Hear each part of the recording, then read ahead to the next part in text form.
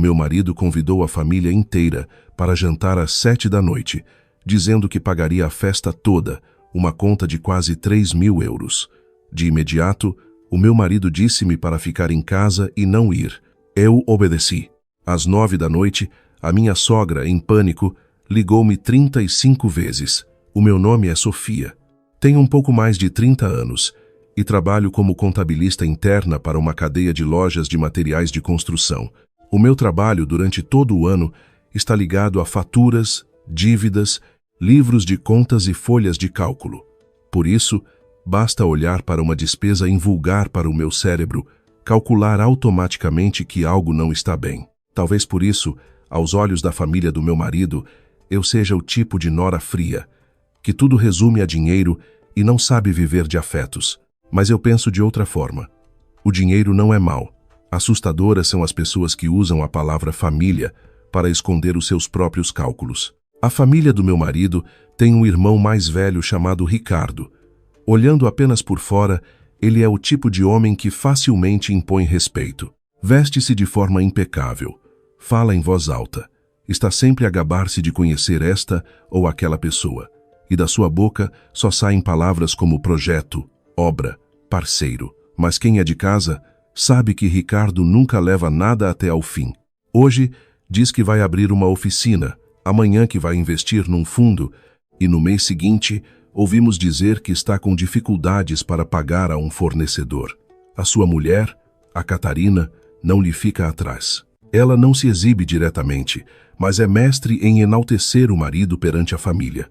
Sempre que há uma reunião de família, ela sorri docemente. O meu Ricardo anda tão ocupado, sempre a lidar com clientes importantes. Às vezes entram e saem milhões, por isso nem pergunto os pormenores. Parece modéstia, mas cada palavra é dita para fazer os outros pensarem que a casa deles é rica e bem-sucedida. A minha sogra, Dona Helena, tem um carinho especial pelo filho mais velho. Aos seus olhos, Ricardo é o orgulho da família. Mesmo depois de ele ter pedido dinheiro emprestado várias vezes para negócios que falharam, ela ainda o defendia. Os homens que fazem grandes coisas têm os seus altos e baixos, não são como aqueles que só sabem agarrar-se ao dinheiro para se protegerem. A última frase não era dirigida diretamente a mim, mas o seu olhar cruzava-se sempre com o meu. A família do meu marido já andava tensa há alguns meses. A questão da partilha de um terreno antigo deixado pelo meu sogro ainda não estava resolvida. A história do Ricardo pedir 7.500 euros emprestados ao Pedro também não tinha ido a lado nenhum. A minha sogra acusava-nos de sermos egoístas, e eu apenas disse uma coisa muito clara: dinheiro a sério precisa de papéis. Não se pode simplesmente dizer, empresta-me. Desde esse dia, o ambiente em casa ficou pesado como brasas debaixo de cinzas.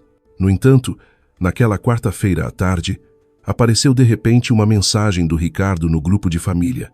Ele escreveu de forma muito generosa: sábado à noite, às 7, vamos todos jantar fora. Eu pago tudo, ninguém precisa de trazer dinheiro. A nossa família tem andado dividida ultimamente. Quero organizar um jantar de família para nos unirmos e reatarmos os laços. Apenas aquelas poucas linhas fizeram o grupo de chat explodir. Uns mandaram corações, outros elogiaram a consideração do irmão mais velho. A minha sogra enviou vários emojis de palmas. Eu li e senti um arrepio na espinha. O restaurante cuja morada o Ricardo enviou não era um restaurante qualquer. Era um lugar frequentado por empresários onde o preço por pessoa já não era baixo. Eu já tinha passado por lá algumas vezes e, olhando para o menu afixado à porta, sabia que um jantar para tanta gente não ficaria por menos de alguns milhares de euros. Um homem que, 3 meses antes, tinha pedido 7.500 euros emprestados para um projeto, de repente oferecia um jantar de luxo a toda a família. Não me soava bem.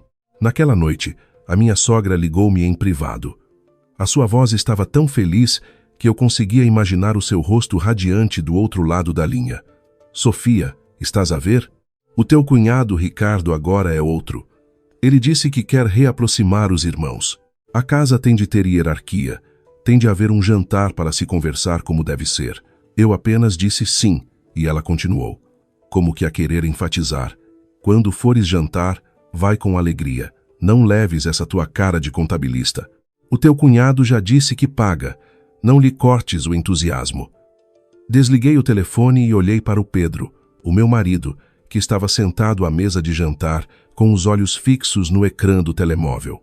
Ele não disse nada, apenas leu e releu a mensagem do Ricardo durante muito tempo. O Pedro é um homem de poucas palavras, mas vivo com ele há tempo suficiente para o compreender. Sempre que ele fica em silêncio assim, significa que algo muito pesado lhe vai na cabeça. Eu perguntei: "O que achas?" Ele pousou o telemóvel, não respondeu de imediato. Um momento depois disse: "O meu irmão nunca é generoso sem motivo." Ao ouvir aquilo, parei. A frase era curta, mas tornou a sensação de inquietação dentro de mim muito mais clara. No sábado à tarde, eu ainda tencionava vestir-me para ir, por uma questão de respeito. Afinal, a família toda tinha combinado.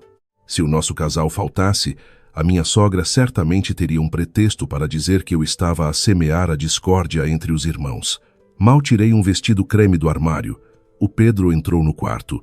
Ele olhou para mim por alguns segundos e, de repente, agarrou-me no pulso.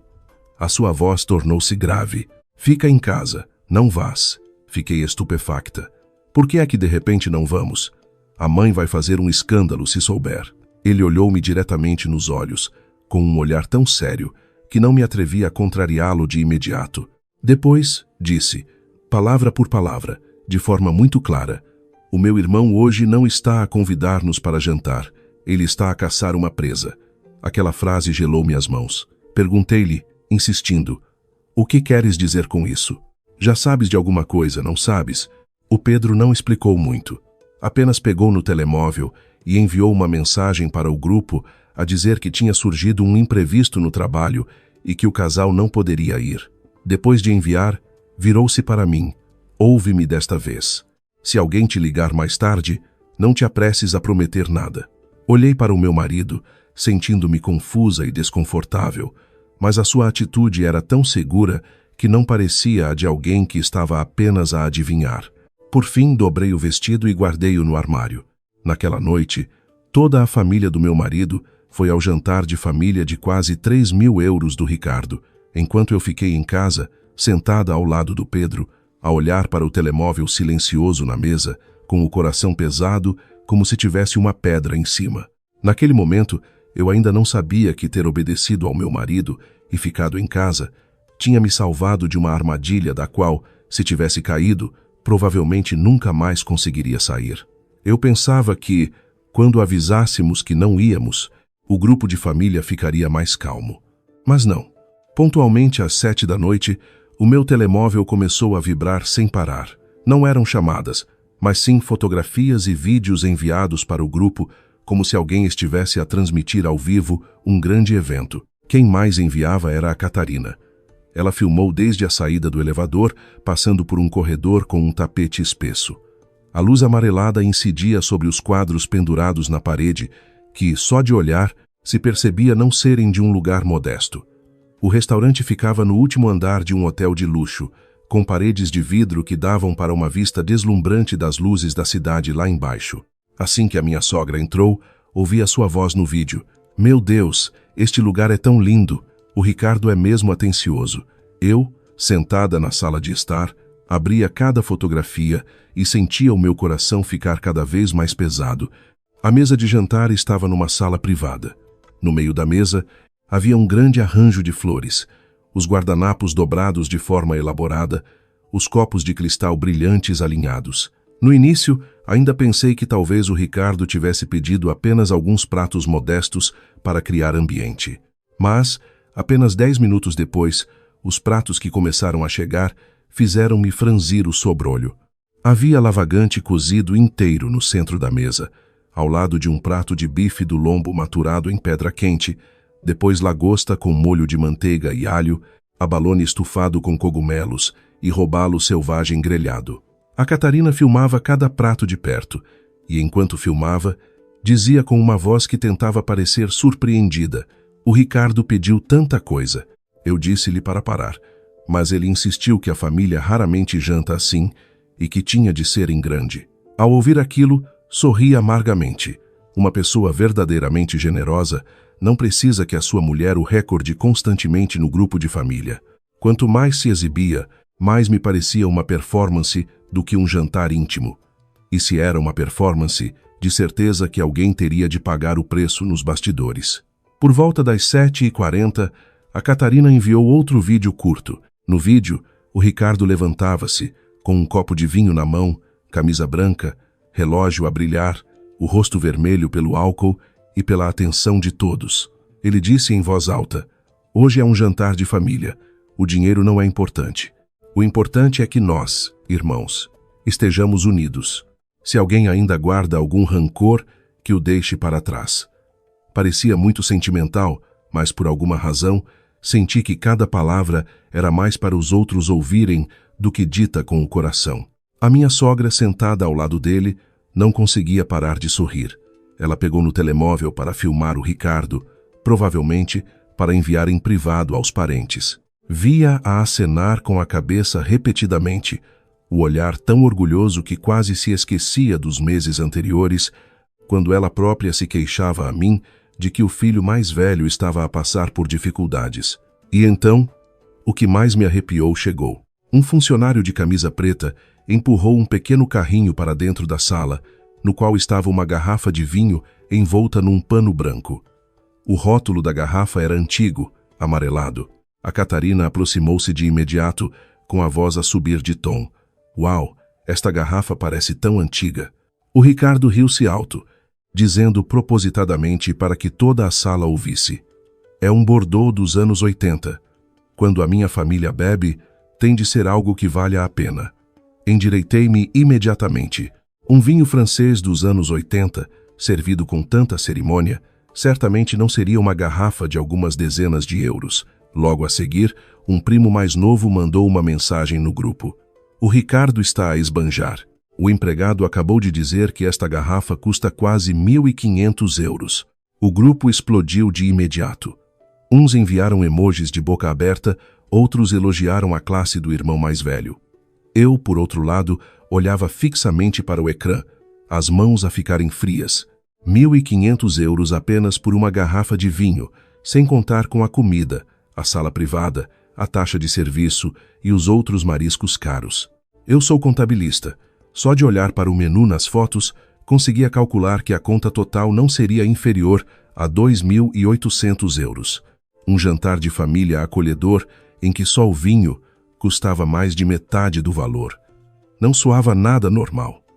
O Pedro estava sentado à minha frente, em silêncio até então. Ele não olhava para o grupo tão constantemente como eu, mas cada vez que o meu telemóvel se acendia, o seu olhar passava rapidamente por lá. Pousei o telemóvel na mesa e perguntei em voz baixa: "Sabes de onde o Ricardo arranjou o dinheiro?"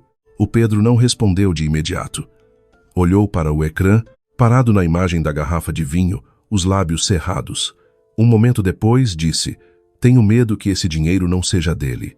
Apenas uma frase, mas que me gelou a espinha. Perguntei de novo: "O que queres dizer?" Ele abanou a cabeça, a voz grave.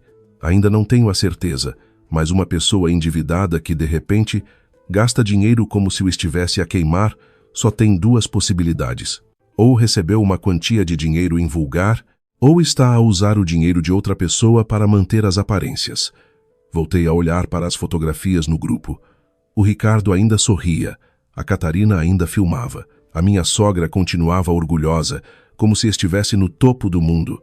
A sala de jantar estava resplandecente, a mesa cheia de iguarias. Os brindes voavam de um lado para o outro, mas, quanto mais eu olhava, mais via uma sombra escura por detrás daquelas luzes. Lembrei-me das vezes anteriores em que o Ricardo tinha jantado com a família. Ele nunca tinha sido tão generoso. Houve uma vez em que fomos todos comer uma caldeirada. A conta não chegou a 150 euros, e ele ainda disse para se dividir por cada casa, para ser justo. Uma pessoa tão calculista ao ponto de se lembrar de um copo de água, de repente abria uma garrafa de vinho de 1.500 euros apenas para unir a família. Quem quisesse que acreditasse, eu não. Perto das 8h30, o grupo de família ainda estava animado. Uma última fotografia foi enviada, em que o Ricardo estava no meio da mesa de jantar, uma mão no ombro da minha sogra, a outra a levantar um copo de vinho. Por baixo, a Catarina escreveu: "A família é o mais importante.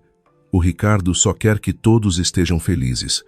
Li aquela frase e senti uma pontada no coração, uma sensação difícil de descrever. Não era inveja, não era pena por não ter ido a um jantar de luxo, mas sim a sensação de quem vê a porta de uma armadilha a fechar-se, sem saber em quem iria cair. O Pedro levantou-se, fechou as cortinas e virou-se para mim. "Esta noite, deixa o telemóvel por perto. Houve quem te ligar, houve quem chorar, mas prometer pagar dinheiro, isso, em hipótese alguma." Olhei para ele, com a garganta apertada. Naquele momento, percebi que o meu marido não estava apenas a suspeitar. Ele estava à espera que algo acontecesse. E, de facto, quanto mais luxuoso era o jantar, mais clara se tornava a minha premonição. O Ricardo não estava a pagar um jantar à família. Ele estava a acender uma grande tocha para que, quando o fogo se alastrasse, alguém tivesse de se atirar para o apagar por ele. Eu ainda estava a olhar para a frase "A família é o mais importante" no chat do grupo quando ouvi o som da chave a entrar na fechadura. O Pedro tinha chegado. Normalmente, por mais cansado que estivesse, ele chamar-me-ia ou perguntaria o que eu tinha comido. Mas, naquele dia, ele entrou muito rapidamente, tirou os sapatos e deixou-os tortos à entrada, indo direto para a secretária. Levantei o olhar e percebi imediatamente que a expressão do meu marido não estava bem. A sua testa estava coberta de suor, apesar de não estar calor lá fora. O seu olhar era pesado, como se tivesse acabado de confirmar algo que já pressentia, mas em que ainda não queria acreditar. Levantei-me e perguntei em voz baixa: "O que se passa?" O Pedro não respondeu de imediato. Puxou a cadeira, sentou-se, abriu o portátil e disse com a voz ainda mais baixa: "Vem aqui ver isto." O ecrã mostrava um ficheiro PDF, uma cópia de um contrato de crédito pessoal. Mal li as primeiras linhas, senti o coração parar. O mutuário era Ricardo Costa. O montante era de quase 35 mil euros. A data do processo era de há menos de uma semana. Levei a mão à boca, não por causa do montante ser tão grande, mas por causa da nota no final que me gelou verdadeiramente a espinha. O bem associado ao processo de verificação era o apartamento onde a minha sogra vivia. Embora não fosse uma hipoteca formal no sentido bancário, no meio da papelada havia uma cópia da escritura da casa, o antigo registro de agregado familiar e informações sobre a pensão de reforma de Dona Helena. Olhei para o Pedro, com a voz quase a falhar. "Como é que o Ricardo conseguiu estes papéis? A mãe sabe disto?" Ele abanou a cabeça muito levemente. "Não tenho a certeza do quanto a mãe sabe, mas de certeza que o Ricardo não conseguiu todos esses documentos sozinho se ninguém em casa lhe abriu o armário para os tirar." Sentei-me na cadeira, sentindo a cabeça a zumbir. Quase 35 mil euros. Para uma pessoa com um negócio honesto, esse valor já seria uma grande pressão. Mas para o Ricardo, que há poucas horas estava a pedir lavagante e bife wagyu e a abrir uma garrafa de vinho francês de 1.500 euros em frente da família, já não era pressão. Era uma bomba relógio. O Pedro desceu na página até a secção do propósito do empréstimo. Estava escrito de forma muito bonita: investimento para abrir um ateliê de design de interiores, importação de maquinaria, aluguer de espaço, desenvolvimento de negócio familiar. Ao ler a palavra familiar, senti uma vontade de rir amargamente.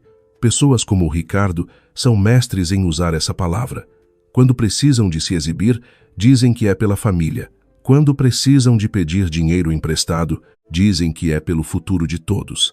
E quando os problemas surgem, de alguma forma, arrastam toda a família para arcar com as consequências. "Onde arranjaste isto?" perguntei. O Pedro ficou em silêncio por uns segundos e depois disse: "Um conhecido que trabalha no crédito ligou-me. Viram o processo com o nome do meu irmão.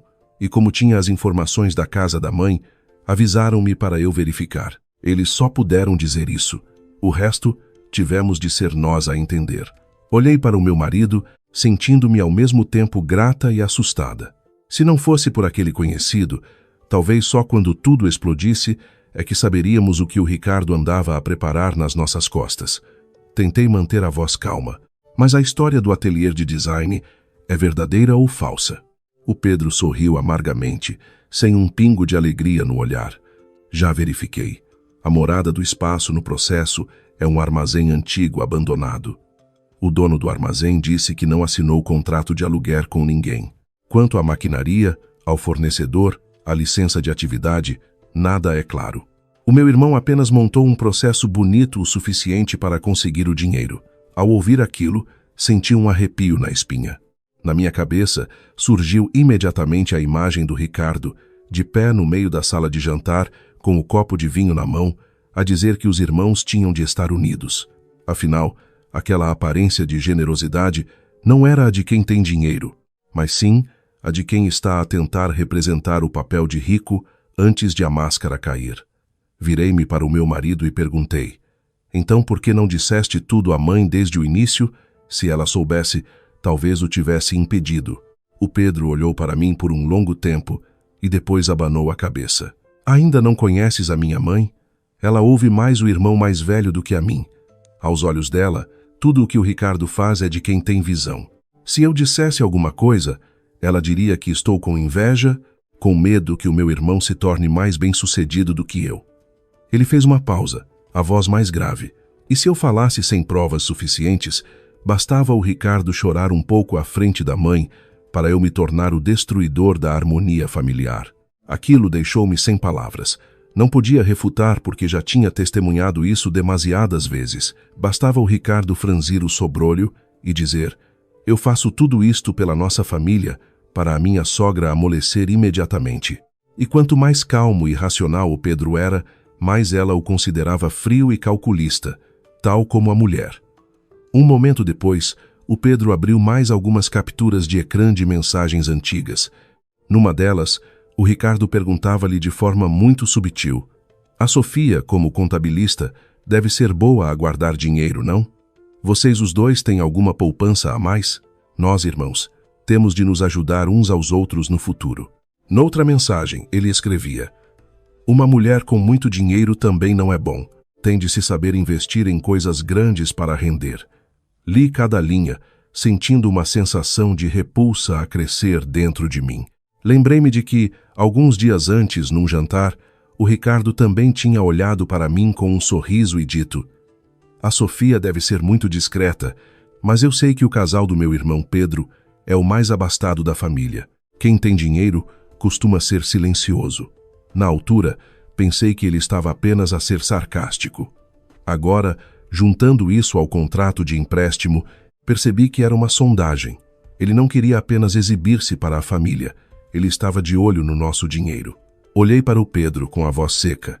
Então, para que serve o jantar desta noite? Ele fechou o portátil. O som da tampa a fechar-se ecoou secamente na sala. Eu não sei tudo, mas tenho a certeza de que, se estivesses lá, o Ricardo teria encontrado uma maneira de te arrastar para isto. Talvez para pagar a conta do jantar, talvez para assinar um papel de investimento, ou talvez algo ainda mais baixo. Fiquei em silêncio. Lá fora, a cidade ainda estava iluminada, e no telemóvel, o grupo de família ainda piscava com emojis de risos e alegria. Mas para mim, cada fotografia daquele jantar já não tinha glamour.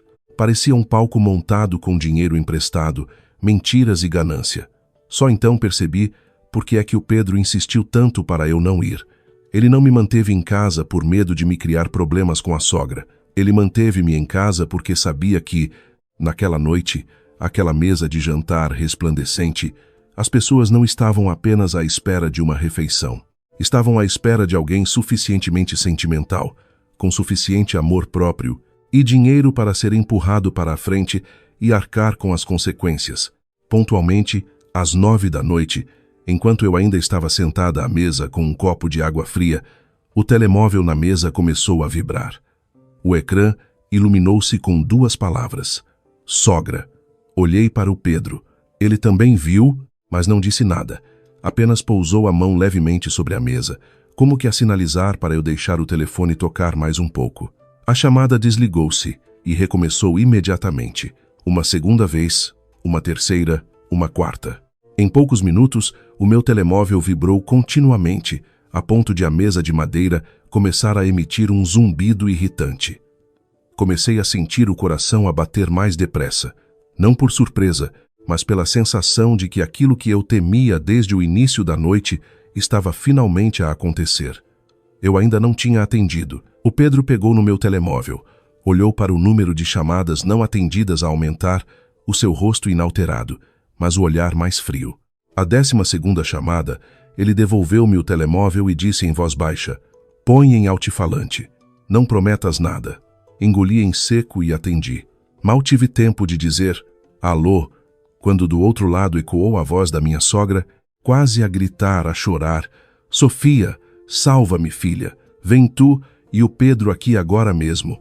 A sua voz estava embargada, sem qualquer vestígio da compostura habitual. Ao fundo, um caos de sons. Pessoas a discutir, cadeiras a serem arrastadas ruidosamente, um empregado a dizer algo com urgência, e até o som de um murro na mesa que me fez sobressaltar. Tentei manter a voz calma. "Mãe, explique-se. O que aconteceu?" Ela ofegava, as palavras entrecortadas, como alguém que tinha acabado de correr uma longa distância. "O teu cunhado, o Ricardo, desapareceu." Parei, embora no fundo já suspeitasse. O Pedro, sentado à minha frente, esboçou um sorriso muito leve, não um sorriso de alegria, mas o tipo de sorriso de quem finalmente ouve a resposta que esperava. "Desapareceu como, mãe?" Continuei. Do outro lado, a minha sogra soluçou. Ele disse que ia buscar o carro, que voltava logo. Já passou mais de meia hora e não o vemos. O telemóvel está desligado. A Catarina também não o consegue contactar. O restaurante trouxe a conta e não nos deixam sair. Fechei os olhos por um segundo, mais de meia hora, a desculpa de ir buscar o carro, o telemóvel desligado, tudo limpo o suficiente para que ninguém o pudesse deter, mas sujo o suficiente para que os que ficaram na sala de jantar tivessem de arcar com a conta que ele deixou para trás. "Quanto é a conta?" perguntei. A minha sogra ficou em silêncio por alguns segundos e depois a sua voz baixou drasticamente. Mais de 2.800 euros. 2.800 euros. O número caiu na minha sala como uma pedra. Soou mais pesado do que o murro na mesa do outro lado da linha. Eu não estava surpreendida, mas ainda senti um aperto no peito, não por pena do dinheiro, mas por uma pessoa que convida toda a família para jantar. Abre um vinho de 1.500 euros, fala em união e calor familiar, e depois abandona a sua mãe idosa, a sua mulher e os seus parentes numa sala de jantar como se fossem lixo deixado para trás depois da sua festa.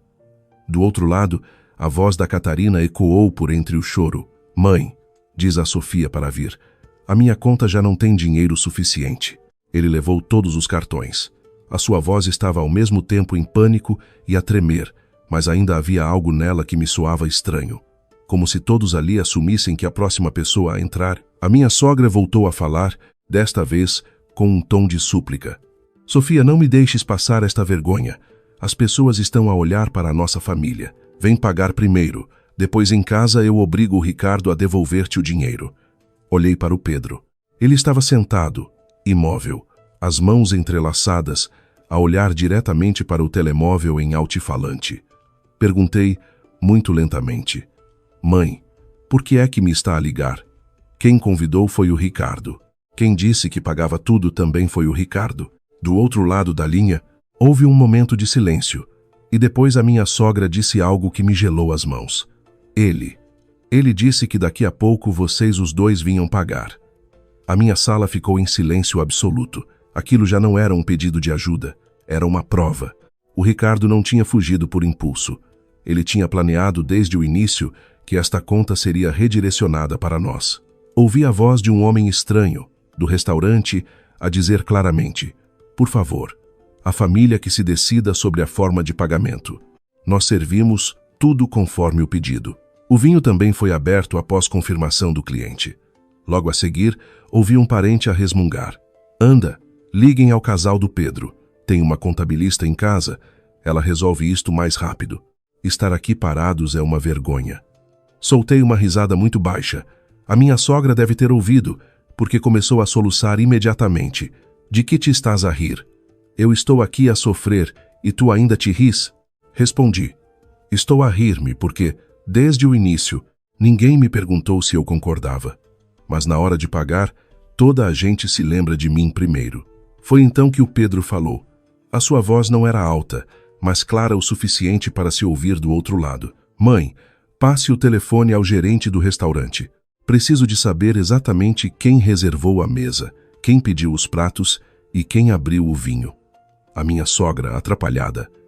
Pedro, agora não é altura para essas perguntas. Vem aqui primeiro. Ele interrompeu-a, muito calmamente. Não, é precisamente agora que se tem de perguntar. Do outro lado, o caos aumentou. Ouvi a Catarina a chorar mais alto, a minha sogra a chamar pelo Ricardo em desespero, alguém a lamentar-se de como um jantar de família se tinha tornado uma humilhação. Eu estava ali sentada, a ouvir todos aqueles sons, já sem pânico, apenas com uma frieza que se espalhava lentamente. A minha sogra ligou-me 35 vezes, não porque se lembrasse de mim como sua nora, mas porque, no momento em que toda a família foi detida no restaurante, eu de repente tornei-me a única carteira que eles pensaram que poderiam abrir para salvar a face. E quando me virei para olhar para o Pedro, ele apenas sorriu amargamente, como alguém que tinha visto a armadilha desde o início. Ele disse muito baixo, mas cada palavra caiu de forma clara. Eu bem sabia. Depois da frase do Pedro, não respondi de imediato. Na minha cabeça, era como se uma corda tivesse sido esticada ao máximo. Cada detalhe, desde o início da noite, juntou-se de forma assustadoramente clara.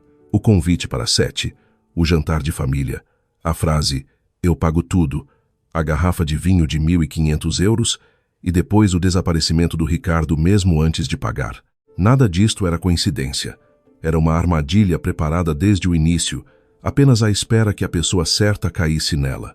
Olhei para o telemóvel ainda aceso na mesa. Do outro lado, a minha sogra ainda chorava, a Catarina ainda soluçava, os parentes ainda cochichavam, mas eu já não ouvia tudo como um ruído caótico. Ouvi muito claramente, por baixo de todos aqueles sons, uma frase que ninguém ainda tinha dito: chamem o casal do Pedro para pagar. O Ricardo conhecia demasiado bem a vaidade da minha sogra. Sabia que, com tantos parentes sentados à mesa, ninguém quereria ser retido num restaurante de luxo e, acima de tudo, sabia que eu era a pessoa que toda a família assumia ter dinheiro, responsabilidade e que podia ser pressionada com a palavra família. Disse em voz baixa ao Pedro: se estivéssemos lá esta noite, eles teriam nos pressionado ali mesmo, à mesa. O meu marido acenou com a cabeça, o olhar pesado, não só para pagar o jantar. Olhei para ele. O Pedro abriu a gaveta da secretária, tirou um pequeno maço de papéis cuidadosamente dobrado e colocou-o à minha frente. Eu não queria mostrar-te já, porque não tinha a certeza se eles iriam usar isto. Mas agora está claro. Abri os papéis. Era uma cópia de um modelo de contrato de sociedade. O título, em negrito, dizia: Acordo de investimento para a construção de ateliê de design familiar. Li cada linha e senti a pele a arrepiar-se. O conteúdo era muito bem escrito. Desenvolver em conjunto a economia familiar, investir em conjunto na abertura de um ateliê, lucros divididos de acordo com a proporção do capital investido, apoio entre familiares no início do negócio. Mas, na secção da lista de investidores, o meu nome e o do Pedro já estavam digitados, e ao lado o valor, 35.000 euros. Levantei a cabeça bruscamente. Por que é que o meu nome está aqui? O Pedro respondeu em voz baixa. O meu irmão pediu a um conhecido para fazer o modelo. Essa pessoa viu o nosso nome e avisou-me. Segurei o papel com as mãos geladas. O Ricardo não estava apenas a mirar-se no jantar de 2.800 euros. Ele estava a preparar-se para nos arrastar para um buraco muito maior. O jantar de hoje era apenas a fachada, o ato de abertura para deixar todos felizes, bêbedos, com o coração mole, e depois assinar este papel chamado investimento familiar. Imaginei a cena se estivéssemos lá esta noite. O Ricardo teria levantado o copo, a minha sogra teria concordado, os parentes teriam dado uma palmada nas costas a dizer: irmãos têm de se ajudar. Talvez ele dissesse: o Pedro e a Sofia, que é contabilista, percebem mais de dinheiro. Invistam vocês primeiro por mim. Quando o ateliê estiver a funcionar, eu pago-vos com juros. Se eu recusasse, A minha sogra certamente me olharia com um ar de reprovação. Se eu ficasse em silêncio, toda a mesa continuaria a pressionar. Se eu assinasse, aqueles 35.000 euros tornar-se-iam uma corda à volta do meu pescoço.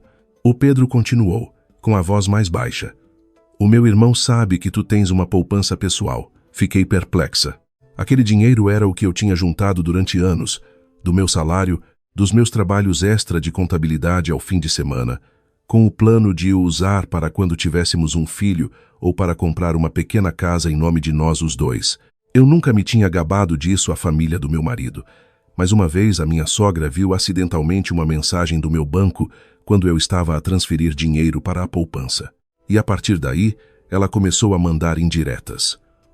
Uma nora que guarda tanto dinheiro também não é bom, o dinheiro parado não rende. Sorri amargamente, mas senti um nó na garganta. Afinal, eles já há muito que olhavam para aquele dinheiro como algo que podia ser usado quando a família precisasse. O Ricardo era apenas o mais ganancioso, o mais ousado, que se atreveu a transformar essa ideia num plano concreto. O jantar de 2.800 euros era a pequena armadilha. O contrato de investimento de 35.000 euros era o verdadeiro abismo. Nesse momento, o meu telemóvel tocou novamente. Era a minha sogra. Coloquei em altifalante. Desta vez, a sua voz estava mais fraca, como se já tivesse chorado até secar. Sofia, o restaurante diz que, se não pagarmos, vão chamar a polícia. Eu já sou velha. Não me deixe ser detida como uma criminosa. Fechei os olhos, tentando engolir a amargura que sentia. Ela ainda não perguntava onde estava o Ricardo, ainda não perguntava por que é que o seu filho mais velho tinha fugido. O que ela mais temia ainda era perder a face. O Pedro pegou no telemóvel e disse, palavra por palavra, de forma muito clara: Mãe, passe o telefone ao gerente. Eu vou falar com ele, mas não vou pagar pelo meu irmão. Do outro lado, a minha sogra levantou imediatamente a voz. Pedro, como podes dizer isso? O teu irmão está com problemas. A tua mãe está aqui retida. Vocês têm possibilidades. Ajudar um pouco não vos mata, pois não? O meu marido ficou em silêncio por uns segundos e depois respondeu. Ajudar é quando alguém está em apuros. Isto é alguém que montou uma armadilha e fugiu. Do outro lado, silêncio. Talvez aquela frase tenha atingido o ponto que ninguém ali se atrevia a dizer. Eu, sentada ao lado do meu marido, a olhar para o contrato de investimento ainda na mesa, sentia as palmas das mãos frias e úmidas.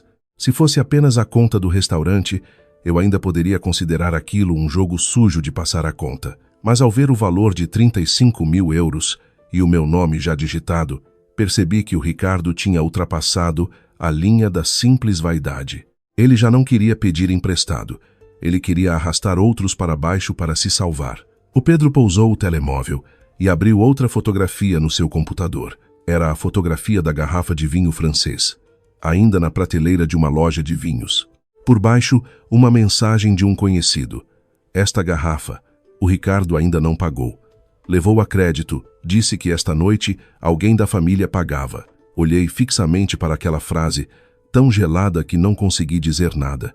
Até a garrafa de vinho, usada para exibir luxo, não era paga com o dinheiro do Ricardo. Era a crédito.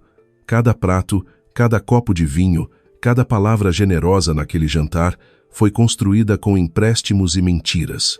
E a pessoa escolhida para pagar a conta final não era outra senão nós. Olhei para o Pedro. Ele levantou-se e vestiu o casaco, a voz calma, mas muito pesada. Temos de ir lá, não para pagar, mas para parar isto antes que arraste a família toda para um buraco ainda mais fundo. Perguntei em voz baixa. Onde achas que o Ricardo está? O Pedro olhou para fora da janela, para a escuridão que cobria a cidade como tinta. Um momento depois, disse. O meu irmão não fugiu por causa de 2.800 euros. Ele está a fugir dos credores. Aquela frase arrepiou-me, porque só então percebi que aquele jantar não era o fim do jogo. Era apenas o primeiro toque do sino, a anunciar que uma verdadeira tempestade estava a chegar. Depois de o Pedro dizer aquilo, a sala ficou em silêncio. Levantei-me, fui ao quarto e vesti a roupa mais prática que encontrei. Não precisava de ser bonita nem vistosa, apenas suficientemente apresentável para que, se tivesse de enfrentar o restaurante, a família ou quem quer que fosse, não ficasse numa posição embaraçosa. Quando saí, o Pedro já tinha preparado o telemóvel, um carregador portátil e um pequeno dossiê de plástico. Ele deu-me o telemóvel para verificar a bateria e disse: "Guarda todas as mensagens em que o meu irmão pediu dinheiro emprestado e a foto do contrato de investimento. Quando chegarmos lá, grava tudo o que disserem." Olhei para o meu marido e senti um frio por dentro. Antes, sempre que havia problemas com a família dele, eu pensava que bastava ceder um pouco para ter paz.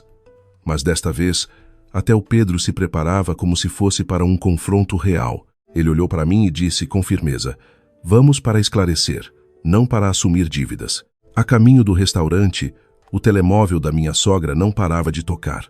Às vezes eu não atendia, e ela ligava para o Pedro.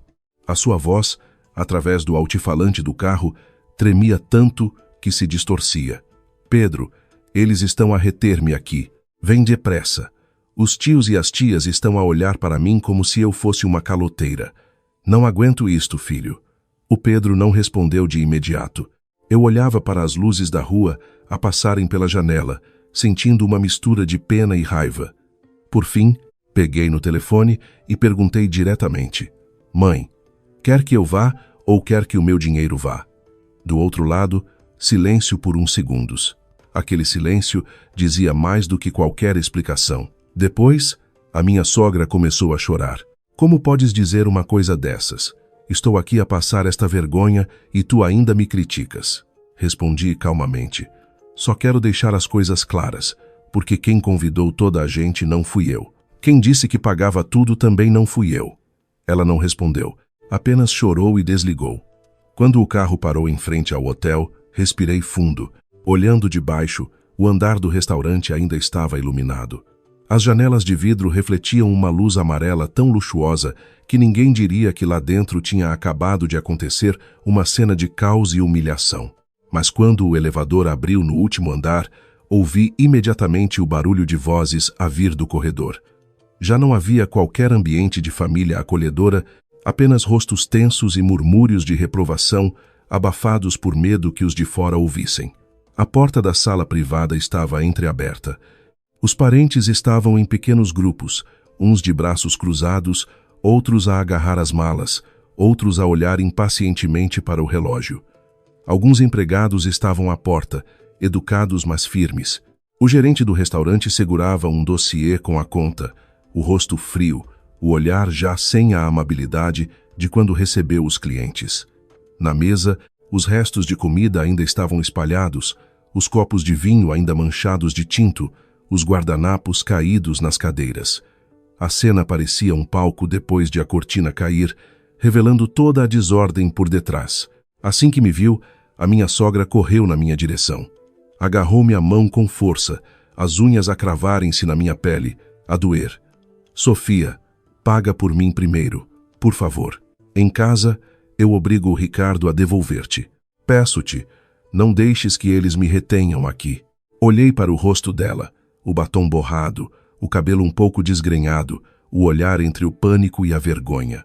Se fosse há alguns anos, talvez eu tivesse amolecido, mas naquela noite, apenas retirei a minha mão suavemente. Disse, devagar o suficiente para que os mais próximos ouvissem: "Quem pediu a comida, quem abriu o vinho, quem anunciou que pagava tudo, que seja essa pessoa a pagar." Mal terminei a frase, vários parentes viraram-se para me olhar. Alguns franziram o sobrolho, outros suspiraram. Uma tia do meu marido disse em voz baixa, mas de propósito para eu ouvir: "Dinheiro é dinheiro, mas somos família. Para que tanta tensão?" Olhei para ela e respondi secamente: "Se somos família, ainda menos nos deveríamos enganar uns aos outros." A Catarina estava sentada a um canto da mesa, com os olhos vermelhos, a segurar a mala contra o peito. Ela chorava, mas não como alguém completamente devastado. De vez em quando, olhava para mim rapidamente, como que à espera de ver se eu cedia. Quando o seu olhar encontrou o meu, ela baixou imediatamente a cabeça, limpou as lágrimas e disse com a voz a tremer: "Sofia, eu também não sabia que o Ricardo ia fazer isto. Pensei que ele já tinha tudo preparado." Eu não respondi. O Pedro virou-se para o gerente do restaurante e disse com calma: "Pode dizer-me quem reservou a mesa, qual o número de contato e se na reserva há alguma informação relacionada com a minha esposa?" O gerente hesitou um pouco, mas, vendo a atitude clara do Pedro, abriu o dossiê para verificar. Um momento depois disse: "Quem reservou foi o Sr. Ricardo, mas no número de contato de emergência ele deixou o da Sra. Sofia." Ao ouvir aquilo, ri-me baixinho. Não alto, mas o suficiente para a minha sogra se virar para mim. Então estava claro, o Ricardo não se limitou a fugir depois do jantar. Ele já tinha deixado uma linha de fuga que levava até mim desde o momento em que reservou a mesa. Se ele desaparecesse, o restaurante ligar-me-ia. Se o restaurante me ligasse, a minha sogra e os parentes pressionar-me-iam. E se eu, por vergonha, pagasse, tudo seria chamado de ajuda familiar. O Pedro continuou: "E a garrafa de vinho francês de 1.500 euros, quem confirmou o pedido?" O ambiente na sala ficou tenso. A Catarina, que estava a chorar, parou. O gerente chamou um empregado, que rapidamente trouxe um pedido à parte e o colocou sobre a mesa. Nele estava escrito o nome da garrafa, o preço, a hora em que foi aberta e a assinatura de confirmação do cliente. Inclinei-me para ver. A assinatura não era do Ricardo, nem da minha sogra. Quem assinou foi a Catarina. A sala de jantar ficou em silêncio por um segundo. A Catarina ficou pálida, a mão que segurava a mala tremia visivelmente. A minha sogra virou-se bruscamente para a sua nora mais velha, os olhos arregalados de surpresa e pânico. Eu estava de pé, ao lado do Pedro, com o coração completamente gelado, porque naquele momento percebi que este jantar não tinha sido montado por uma só pessoa. O Ricardo deu o pontapé de saída, mas a Catarina também tinha metido a mão no papel que fez a conta subir em 1.500 euros. E a armadilha que eles me prepararam era, afinal, muito mais profunda do que eu imaginava. A Catarina ficou paralisada no canto da mesa, o rosto branco como se lhe tivessem atirado um balde de água fria. O pedido estava sobre a mesa, com a sua assinatura logo abaixo da linha que indicava o preço da garrafa de vinho de 1.500 euros, tão clara que ninguém podia fingir não ver. Os parentes que, momentos antes, me pressionavam para pagar, agora começaram a olhar para a Catarina de forma completamente diferente. Ela levantou-se de repente, a voz a tremer, mas ainda assim alta, para abafar os murmúrios. "Eu assinei a pedido do meu marido. Eu não sabia que a garrafa era tão cara. O Ricardo disse que o restaurante precisava de uma confirmação. Pensei que era um procedimento normal." Depois de falar, levou a mão ao rosto para limpar as lágrimas, como se também ela fosse uma vítima. Mas aquele tipo de choro já não despertava a mesma compaixão de antes. Quando uma assinatura está no papel, as lágrimas tornam-se muito fracas. O gerente do restaurante, que estava ao lado, franziu ligeiramente o sobrolho. Ele não levantou a voz, apenas abriu o seu dossiê e disse num tom neutro: "Senhora Catarina, nós temos os nossos procedimentos." Antes de abrir a garrafa, o funcionário informou claramente o preço ao cliente. A senhora ainda disse textualmente: "Pode abrir. A minha casa não tem falta de dinheiro." Mal a frase foi dita, a sala inteira ficou em silêncio. A Catarina abriu a boca para refutar, mas os seus lábios tremeram várias vezes, sem conseguir articular uma única frase coerente. Uma tia que estava perto da porta murmurou: "Meu Deus, disse isso, e agora diz que não sabia o preço." Outro tio abanou a cabeça, com um olhar misto de irritação e desprezo. A minha sogra, no meio da sala, agarrou-se ao encosto de uma cadeira, o rosto ora vermelho, ora pálido. Ela estava com medo de ser retida pelo restaurante e, ao mesmo tempo, envergonhada porque, momentos antes, tinha estado sentada àquela mesa, a sorrir de orgulho enquanto o filho e a nora se exibiam. Agora, cada uma daquelas gabarolices estava a voltar para lhe dar uma bofetada na cara. Olhei para a Catarina e depois para a minha sogra. Não senti qualquer compaixão, porque eu sabia muito bem que, se eu não tivesse aparecido naquela noite com uma atitude firme, aquele pedido de encomenda provavelmente nunca teria sido colocado sobre a mesa. Tudo teria sido resumido numa frase muito familiar: "Somos família, ajudamo-nos primeiro. As contas fazem-se em casa." Foi então que o Pedro deu um passo à frente. A sua voz continuava calma, mas mais acutilante. Senhor gerente, peço que o restaurante nos mostre as gravações das câmaras de segurança da área da mesa e do bar de vinhos. Precisamos de saber exatamente quem pediu o vinho, quem confirmou e por onde o Sr. Ricardo saiu. O gerente hesitou um pouco, talvez não querendo levar o assunto mais longe, mas vendo a situação na sala, percebeu que, se não esclarecesse as coisas, o próprio restaurante seria arrastado para a confusão. Por fim, acenou com a cabeça e convidou-nos, a mim e ao Pedro, a ir à recepção. O ecrã das câmaras foi ligado. O funcionário rebobinou a gravação para antes das 20h30. Vi o Ricardo claramente na câmara. Ele estava perto do bar de vinhos, a apontar para a vitrine, enquanto a Catarina estava ao seu lado, acenando com a cabeça de vez em quando. O empregado trouxe a garrafa, inclinou-se e explicou algo durante bastante tempo. Depois, a Catarina pegou na caneta e assinou o pedido.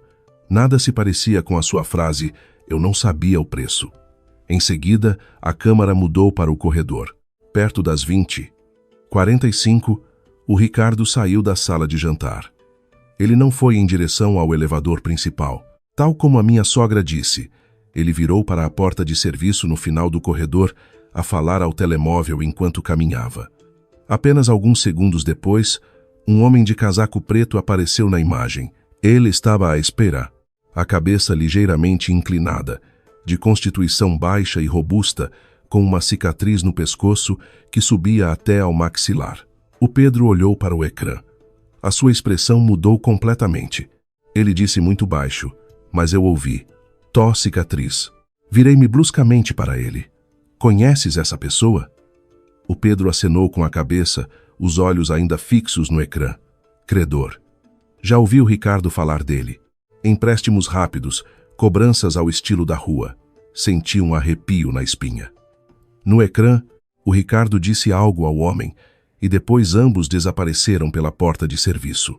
Só então percebi que o problema não era apenas o Ricardo fugir de uma conta de 2.800 euros. Se ele saiu com um credor, significava que havia uma dívida muito maior por trás, uma pressão tão grande que o obrigou a abandonar o jantar antes mesmo de pagar. A armadilha que ele nos preparou muito provavelmente era também a sua última tábua de salvação para escapar daquela gente. Quando voltamos à sala de jantar, o ambiente estava ainda mais pesado. Assim que a Catarina ouviu o que o Pedro disse, entrou em pânico. Mas, muito rapidamente, mudou de tom. Já não havia o choro frágil. Ela virou-se para a minha sogra, com a voz cheia de ressentimento. Se a mãe não insistisse tanto para o Ricardo ser um irmão mais velho exemplar, ele não teria de ser tão vaidoso. A mãe sempre quis que ele fosse superior, que desse nas vistas para a família. Agora que isto aconteceu, a mãe olha para mim como se eu fosse a culpada. A minha sogra ficou estarrecida. Aquela frase atingiu-a no fundo da alma. Mas, alguns segundos depois, ela ainda se virou para mim como se procurasse alguém mais fácil de pressionar para disfarçar a sua própria vergonha. A sua voz estava fraca, mas ainda tinha o tom autoritário de sempre. De qualquer forma, tu tens possibilidades. Ajudar uma vez não mata ninguém. Deixar o restaurante fazer um escândalo, que cara é que esta família vai ter? Olhei para ela por um longo tempo. Se fosse antes, talvez eu tivesse ficado com um nó na garganta, mas naquela noite eu apenas vi a sua teimosia assustadora. Naquele ponto, ela ainda não olhava para a pessoa que causou o problema. Ela ainda olhava para a pessoa que poderia ser forçada a pagar. Respondi diretamente, cada palavra clara. Mãe, não use a palavra família para encobrir uma fraude. Aquela frase deixou-a sem palavras. Os parentes ficaram em silêncio. Ninguém teve a coragem de me dizer que eu estava a ser excessiva, porque tudo estava a ficar mais claro a cada minuto. O vinho não foi por acaso, a assinatura não foi por acaso, o número de telefone de emergência não foi por acaso, e a saída pela porta de serviço também não foi por acaso. Tudo tinha sido planeado. Nesse exato momento, o telemóvel da Catarina, que estava na mesa, começou a tocar. O ecrã iluminou-se no meio da sala abafada, mostrando claramente duas palavras: Tó cicatriz. Assim que a Catarina viu o nome, tremeu toda. Tentou apanhar o telemóvel, mas deixou-o cair no chão. O som do telemóvel a bater no chão ecoou secamente, e o toque continuava, incessante, como o bater à porta do desastre. O Pedro baixou-se e apanhou o telemóvel da Catarina. O ecrã ainda estava aceso, o toque ainda soava. Assustador. As palavras "tó-cicatriz" piscavam como uma lâmina no meio da sala de jantar. Ao ver isto, a Catarina entrou em pânico e atirou-se na direção dele, as mãos a tentar agarrar o telemóvel, a boca a balbuciar. Dá-me isso, deixa que eu falo com ele." Mas o Pedro segurou-lhe o pulso, não com força, mas o suficiente para que a Catarina não conseguisse arrancar o aparelho. A sua voz tornou-se gélida. "Quanto mais esconderes, pior será para o Ricardo." Aquela frase fez a Catarina parar. O seu rosto ficou pálido, os olhos vermelhos a olhar para o meu marido como se quisesse argumentar, mas no final só conseguiu soltar um soluço engasgado. Ninguém na sala disse nada. A minha sogra, encostada à mesa, agarrava a toalha com as mãos a tremer, enrugando-a. Os parentes que antes cochichavam agora estavam em silêncio. Todos olhavam para o telemóvel como se fosse algo que pudesse explodir a qualquer momento. O toque parou, mas apenas 3 segundos depois, o ecrã acendeu-se novamente. Desta vez, era uma videochamada. A Catarina olhou para o ecrã, as lágrimas a escorrerem pelo rosto, e atendeu, a tremer. Imediatamente, a imagem no telemóvel apareceu, escura e tremida por alguns segundos, antes de se tornar nítida. Vi o Ricardo sentado numa cadeira de plástico, numa sala com uma luz amarelada e sombria. A sua camisa estava amarrotada, com 2 botões desabotoados, uma das maçãs do rosto ligeiramente inchada e os olhos vermelhos, não sei se pelo álcool, pelo medo ou por ambos. A Catarina gritou: "Ricardo, onde estás? Por que es que nos abandonaste aqui?" O Ricardo abriu a boca para falar, mas uma mão pousou-lhe no ombro por trás, forçando-o a ficar sentado. Um homem entrou no enquadramento da câmara. Era o mesmo homem de casaco preto da gravação. A cicatriz no pescoço, que subia até ao maxilar, era muito visível sob a luz. Ele não gritou, não insultou, apenas sorriu amargamente. E foi essa calma que arrepiou a todos. Ele olhou para o ecrã e disse com uma voz rouca: "Jantaram bem? Depois de comer, é hora de pagar as dívidas." Mal a frase foi dita, a minha sogra pareceu perder as forças, tendo de se apoiar numa cadeira para não cair. A Catarina chorava. "Senhor, por favor, vamos conversar com calma. Não faça nada ao meu marido." O cicatriz riu-se, um riso seco. "Com calma? A senhora já está com calma há 4 meses.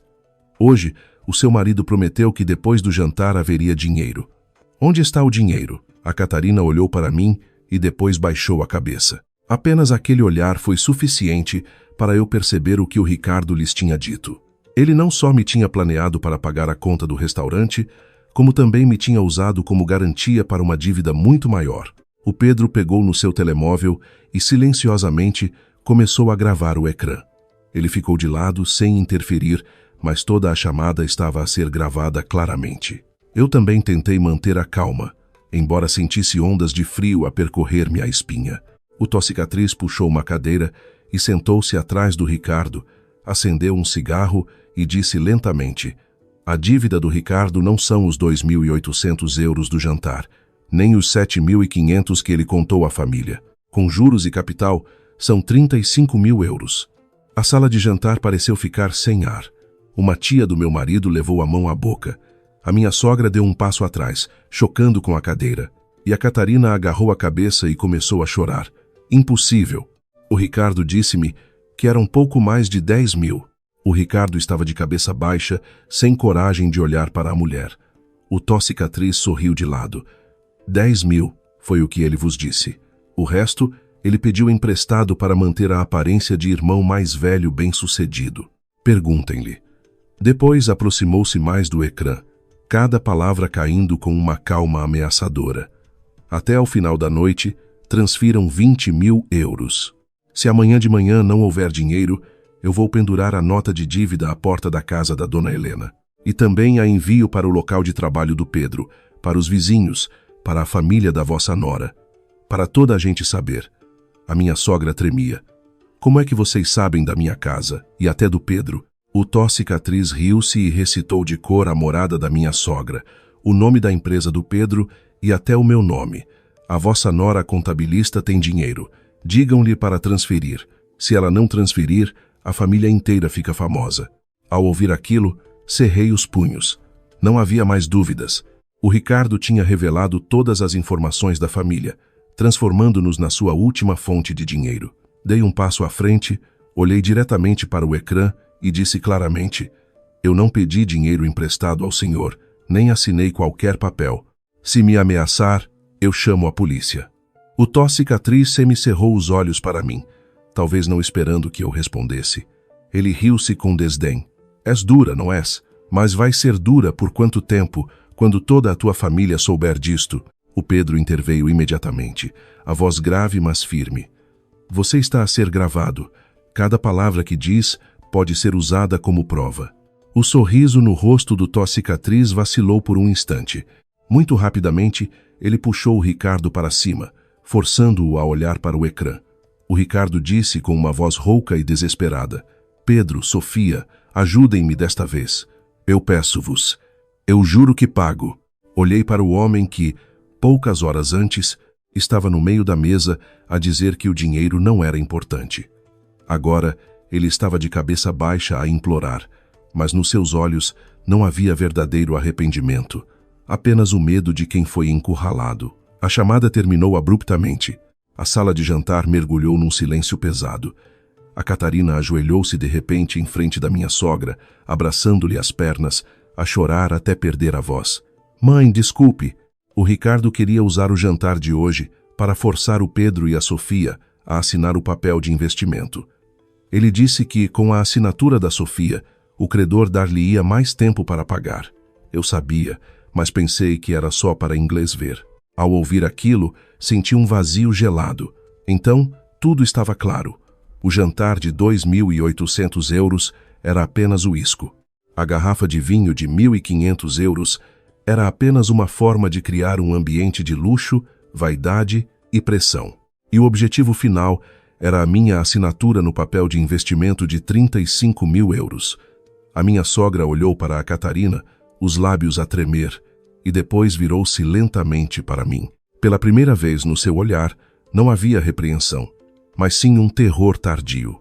Eu fiquei em silêncio, a ouvir o meu coração a bater muito claramente. Eu sabia que, a partir daquele momento, a história já não era sobre um jantar não pago. Tinha se transformado numa fraude familiar, planeada com uma crueldade requintada. Depois da confissão da Catarina, a sala de jantar mergulhou num silêncio prolongado. Não era um silêncio de quem não sabe o que dizer, mas sim o silêncio de quando todos percebem que acabaram de ouvir algo que já não pode ser ignorado. Um jantar de família, uma garrafa de vinho, cara, uma conta de 2.800 euros. Tudo se tornou subitamente numa fina camada que cobria um plano muito mais sujo. O Pedro olhou para a Catarina, a sua voz grave. Onde está a pasta de cabedal que o Ricardo trouxe? A Catarina levantou a cabeça, o rosto ainda molhado de lágrimas. Ela gaguejou. Que pasta? O meu marido não mudou de expressão. Apenas repetiu, palavra por palavra, a pasta de cabedal castanha. Ele trazia-a quando entrou na sala, mas quando saiu pela porta de serviço, não a levava. Não me diga que não sabe. A Catarina baixou a cabeça. Aquele simples gesto foi suficiente para que todos percebessem que ela sabia. A minha sogra, com a voz a tremer, disse: Catarina, traz isso cá. A Catarina agarrou a mala com mais força, os lábios cerrados, como se ainda quisesse esconder um último segredo do marido. Mas o olhar do Pedro era tão frio que ela não se atreveu a prolongar mais. Levantou-se a tremer, foi até um canto da sala onde uma cadeira estava coberta por um guardanapo e tirou de lá uma pasta de cabedal castanha, escura. Assim que a pasta foi colocada na mesa, vários parentes aproximaram-se. Eu não me meti, apenas fiquei ao lado do Pedro. Ele abriu a pasta. Lá dentro não havia dinheiro, nem documentos de negócios a sério. Apenas um dossiê bem organizado e impresso. As palavras na primeira página fizeram-me sentir a garganta seca. Acordo de investimento para a abertura de ateliê de design de interiores familiar. O Pedro folheou as páginas. O nome de cada membro da família estava lá, desde a minha sogra, o Ricardo, a Catarina, até nós. O texto era fluente e à primeira vista parecia bonito. Investir em conjunto para criar uma base de produção, desenvolver em conjunto a economia familiar, partilhar os lucros após dedução dos custos. Mas quanto mais eu lia, mais sentia um arrepio. Todas as cláusulas estavam escritas de forma a que quem investisse o dinheiro assumisse todo o risco, enquanto o gestor, o Ricardo, detinha quase todo o poder de decisão. Na última página vi o meu nome, Sofia Martins, e ao lado, a secção de investimento, 35 mil euros. O nome do Pedro estava logo acima, como cônjuge em concordância no agregado familiar. Soltei uma risada baixa, mas na garganta só sentia o sabor amargo. 35 mil euros, exatamente o valor que o Tossicatriz tinha acabado de mencionar na chamada. Nem um cêntimo a mais, nem um a menos. Peguei no papel e mostrei-o a Catarina. Dizes que era só para assinar por formalidade. Que tipo de formalidade é esta? Uma formalidade para eu pagar as dívidas do teu marido? A Catarina começou a chorar e a abanar a cabeça. Eu não sabia que ele tinha posto esse valor exato. O Ricardo disse que era só para mostrar um processo ao credor, para ele ficar descansado, que não te ia obrigar a transferir o dinheiro a sério. Olhei para ela e senti uma mistura de pena e nojo. Mesmo naquela altura, ela ainda usava a desculpa do não sabia para encobrir a sua cumplicidade. Mas o que mais me gelou não foi o meu nome no processo. Foi no final do acordo, no espaço para a testemunha familiar, onde havia uma assinatura à caneta azul. Uma assinatura que eu conhecia demasiado bem. A da minha sogra, Dona Helena. Embora não estivesse assinada formalmente em todas as páginas, o traço era claro o suficiente para não haver enganos. Virei-me lentamente para ela. A mãe sabia disto desde o início, não sabia? A minha sogra deu um passo atrás, o rosto pálido. Eu não sabia de nada. O Ricardo só me pediu para assinar como testemunha para os irmãos ficarem mais tranquilos a fazer negócios. Pensei que era uma coisa boa. Olhei para ela por um longo tempo. Se fosse só pela voz, qualquer um pensaria que ela era inocente. Mas o seu olhar evasivo, as suas mãos a tremer, o seu silêncio demasiado rápido, tudo indicava que ela sabia mais do que admitia. O Pedro não disse nada, pegou no telemóvel da minha sogra, que estava na mesa. Ela assustou-se e tentou agarrá-lo, mas ele já tinha aberto a secção de mensagens com o Ricardo. Talvez por estar em pânico, ela se tenha esquecido de apagar. A mensagem apareceu claramente. Mãe, é só trazeres o casal do Pedro. Eu trato do resto. Com a mãe lá como testemunha, eles não se atrevem a recusar. Logo abaixo, a resposta da minha sogra. Desde que não faças escândalo à frente da família. Não quero passar vergonhas.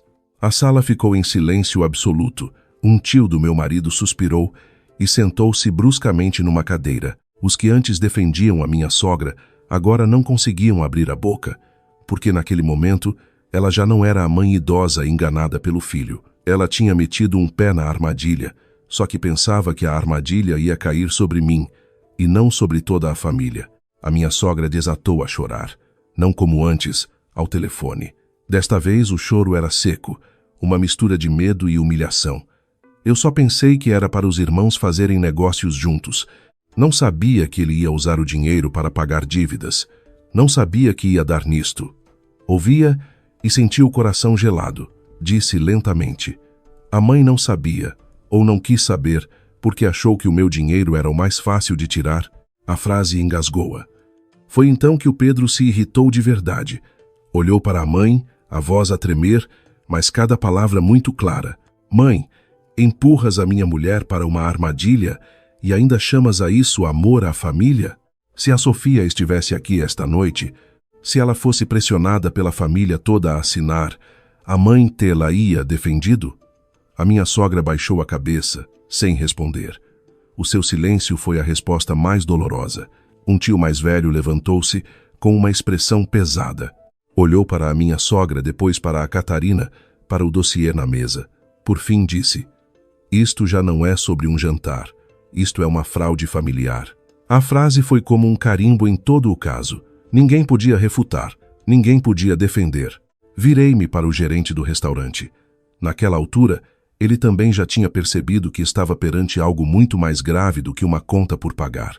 Disse-lhe claramente: peço-lhe que guarde todas as gravações, desde a reserva da mesa, o pedido do vinho, a fatura com a assinatura e o vídeo do Ricardo a sair pela porta de serviço. Se for preciso mais tarde, tudo isso são provas. O gerente acenou com a cabeça imediatamente, já sem a hesitação inicial. Olhei de novo para a sala de jantar. As luzes ainda brilhavam. A mesa ainda estava cheia de pratos caros. A garrafa de vinho de 1.500 euros ainda estava lá, como uma testemunha irônica. Mas já ninguém sentia o luxo. Só restava o cheiro à mentira, à ganância e a algo chamado família, que eles tinham usado como desculpa para me empurrar para o abismo. Depois de ver as suas mensagens lidas em frente de toda a gente, a minha sogra perdeu quase todas as forças. Deixou-se cair numa cadeira, as mãos no peito, a murmurar: Não, não chamem a polícia. São assuntos de família, resolvem-se em casa. Já tinha ouvido aquela frase demasiadas vezes nos meus anos de casamento. Sempre que a família do meu marido errava, chamavam-lhe assuntos de casa. Sempre que eu era forçada a engolir sapos, diziam para resolvermos as coisas entre portas. Mas, desta vez, a porta tinha sido arrombada por eles há muito tempo. Peguei no telemóvel. Ao ver-me, a minha sogra levantou-se de um salto e agarrou-me no braço. A sua mão estava gelada e tremia sem parar. Sofia, não chames a polícia. Que cara é que esta família vai ter? Peço-te, suplico-te. Olhei para ela, a mulher que sempre me olhou de cima para baixo, forçando-me ao silêncio, e que agora se agarrava a mim em pânico extremo. Se fosse outra situação, talvez eu tivesse amolecido, mas à minha frente estava o contrato de investimento com o meu nome, a chamada ameaçadora, do Tó Cicatriz, o meu número de telefone usado como contacto de emergência sem o meu conhecimento. Retirei o meu braço, muito lentamente, mas com firmeza. A reputação da mãe não pode ser mais cara do que a segurança do meu casamento. Mal disse isto, a minha sogra engasgou-se. A Catarina, sentada no canto, também levantou a cabeça para me olhar. Os outros parentes ficaram em silêncio, tão quietos que eu ouvia o ar-condicionado a funcionar no teto. Marquei o número da polícia à frente de toda a gente. A minha voz, ao telefone, estava estranhamente calma. Reportei o endereço do restaurante. Mencionei que havia indícios de coação para assinar um contrato de investimento de valor elevado, uma chamada de cobrança de dívidas com ameaças, uma pessoa que reservou um jantar e fugiu, deixando a conta por pagar, e ainda a suspeita de uso indevido de dados pessoais de terceiros. Não exagerei, não chorei, não gritei. Apenas relatei os factos. E, por vezes, a verdade dita com calma é o que mais assusta. A Catarina, nesse momento, entrou em pânico a sério. Já não conseguia manter a aparência frágil para despertar compaixão. Levantou-se de um salto, as mãos a torcerem-se, a voz a quebrar. Eu conto tudo. Mas tem de perceber, eu também fui pressionada pelo Ricardo. O Pedro olhou para ela com indiferença. Foi pressionada ou tem medo de ser implicada? A Catarina ficou sem palavras por uns segundos e depois desatou a chorar. Ele começou a planear isto há uma semana. Disse que esta noite tinha de mostrar a toda a gente que tinha dinheiro, que tinha estatuto. Só assim, quando apresentasse o contrato de investimento, as pessoas teriam respeito e assinariam. A sala voltou a agitar-se. A Catarina continuou a confessar, a voz cada vez mais apressada. A garrafa de vinho de 1.500 euros também foi ele que me mandou pedir. Disse que quanto mais alta fosse a conta, mais as pessoas teriam medo de passar vergonha. Quando o restaurante nos retivesse, a mãe de certeza que ligaria ao Pedro e a ti. E se tu, Sofia, já cá estivesses, bastava pressionar-te para pagar o jantar primeiro e depois falar do investimento. E estava feito. Ouvi cada palavra e senti-me gelar até aos ossos. Afinal, a conta de 2.800 euros não era um imprevisto, era parte do plano. O gerente do restaurante, que estava por perto, também mudou de atitude. No início, só se preocupava com a conta. Mas depois de ouvir tudo, a sua expressão tornou-se mais séria. Disse: se o assunto envolve coação e ameaças, como a senhora diz, o nosso estabelecimento irá cooperar. Quanto à conta, Quem reservou foi o Sr. Ricardo, e a garrafa de vinho tem a assinatura de confirmação da senhora. Catarina, vamos tratar do assunto com as pessoas certas, que solicitaram diretamente os serviços, e não faremos mais pressão sobre a senhora Sofia. Aquela declaração foi como fechar a última porta de saída para a minha sogra e para a Catarina. A minha sogra deixou-se cair na cadeira, os olhos vazios. Já não se atrevia a dizer: somos família, ajudamo-nos. A Catarina baixou a cabeça, as lágrimas a caírem sobre as mãos. Lágrimas que chegaram tarde demais, quando tudo o que precisava de ser escondido já tinha sido exposto. Menos de 20 minutos depois, a polícia local chegou ao restaurante. 2 agentes fardados entraram na sala privada e pediram que todos os envolvidos permanecessem para prestar declarações. O ambiente tornou-se imediatamente pesado. Os parentes que antes se aproximavam curiosos, agora recuavam, todos com medo de serem chamados. Um dos polícias perguntou secamente: quem fez a chamada? Eu dei um passo à frente. Fui eu. O Pedro colocou tudo sobre a mesa. O vídeo da chamada do Tó-Cicatriz, a fotografia do contrato de investimento, as mensagens entre a minha sogra e o Ricardo, o pedido do vinho com a assinatura da Catarina e a gravação do Ricardo a sair pela porta de serviço. Ele apresentou os factos de forma tão clara que um dos polícias teve de o olhar por mais uns segundos antes de acenar com a cabeça. O senhor e a senhora prepararam-se bem. Vamos registrar tudo. A minha sogra, sentada atrás, estava curvada como se tivesse envelhecido 10 anos. Quando a polícia a interrogou sobre as mensagens com o Ricardo, ela tremia tanto que mal conseguia segurar o telemóvel. Apenas repetia: eu não pensei que fosse tão grave. Só queria que os irmãos se dessem bem. Mas essa frase, naquele momento, soava fraca e patética, porque já ninguém acreditava que a harmonia pudesse ser construída sobre um papel que forçava alguém a investir 35 mil euros. Olhei para ela e para a Catarina. Durante tantos anos, elas sempre me consideraram uma estranha, alguém que podia ser empurrado para a frente quando fosse preciso. E, no entanto, naquela noite, a única pessoa que não foi ao jantar foi a única que se manteve lúcida para não ser arrastada para o fundo. Disse muito lentamente, sem levantar a voz, mas com cada palavra clara: esta noite, a pessoa que não veio ao jantar foi a única que não foi arrastada para a lama por vocês. Ninguém respondeu. A minha sogra baixou a cabeça. A Catarina chorou mais alto. E os parentes à volta olharam uns para os outros, a expressão mudando de repreensão para medo e vergonha. No final da investigação, a polícia pediu todas as gravações, registrou as informações sobre o Tó-Cicatriz e emitiu um pedido de localização imediata do Ricardo para esclarecer os indícios de fuga, endividamento e ameaça a familiares para assinar documentos. A minha sogra, a tremer, ligava e voltava a ligar para o filho mais velho. Na enésima tentativa, o telefone finalmente tocou, mas ninguém atendeu. Ela desabou a chorar, a voz a quebrar-se na sala de jantar fria. Ricardo, estás a matar a tua família toda. Eu olhava para ela, sem sentir qualquer satisfação, apenas um cansaço profundo, porque no final, o jantar que o Ricardo chamou de reunião de família para aquecer os corações tinha se transformado no palco que desnudou tudo: a ganância, a vaidade e a forma como as pessoas usam o nome da família para se atirarem umas às outras para o abismo. Perto da meia-noite, enquanto a polícia ainda registrava os depoimentos na sala de jantar, o telemóvel da minha sogra tocou subitamente. O som ecoou na sala fria, fazendo com que todos se virassem. No ecrã, aparecia o nome Ricardo. A minha sogra tremia tanto que quase deixou cair o aparelho. Demorou alguns segundos a conseguir atender. Mal encostou o telemóvel ao ouvido, desabou a chorar. Ricardo, onde estás? Volta já, está tudo uma confusão. Do outro lado, um silêncio. E depois a voz do Ricardo, rouca e entrecortada, cheia de pânico. Mãe, não me procurem mais. Eu não tenho mais saída. A frase fez com que a sala inteira congelasse. A minha sogra gritou: o que estás a dizer? Não me assustes.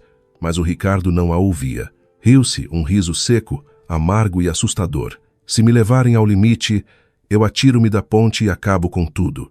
Morrer de uma vez acaba com as dívidas, acaba com a vergonha. Ao ouvir isto, a Catarina gritou em desespero. Agarrou o peito, o corpo a vacilar como se fosse desmaiar. Vários parentes tiveram de a amparar.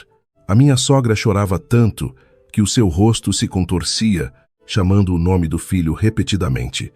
Eu fiquei ali, o coração gelado. Um dos polícias pediu imediatamente à minha sogra que mantivesse a chamada, para ganhar tempo enquanto tentavam localizar o sinal.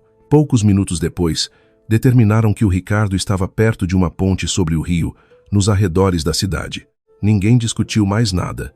O Pedro agarrou-me na mão e disse rapidamente: "Vem comigo, mas fica atrás de mim. Não te aproxime se a situação ficar tensa." Saímos do restaurante no meio do caos. Começou a chover, uma chuva miúda, com gotas que batiam no vidro do carro, frias como agulhas. A minha sogra ia no banco de trás, a agarrar o telemóvel, a murmurar súplicas para que o filho não fizesse nenhuma loucura. A Catarina também foi, o cabelo despenteado, o rosto pálido, sem qualquer vestígio da mulher que horas antes estava sentada numa sala de jantar de luxo. Quando o carro se aproximou da ponte, vi ao longe algumas silhuetas sob a luz amarelada e pálida dos candeeiros. O Ricardo estava encostado ao parapeito, a camisa encharcada, a segurar uma garrafa de álcool pela metade. O vento forte do rio despenteava-lhe o cabelo.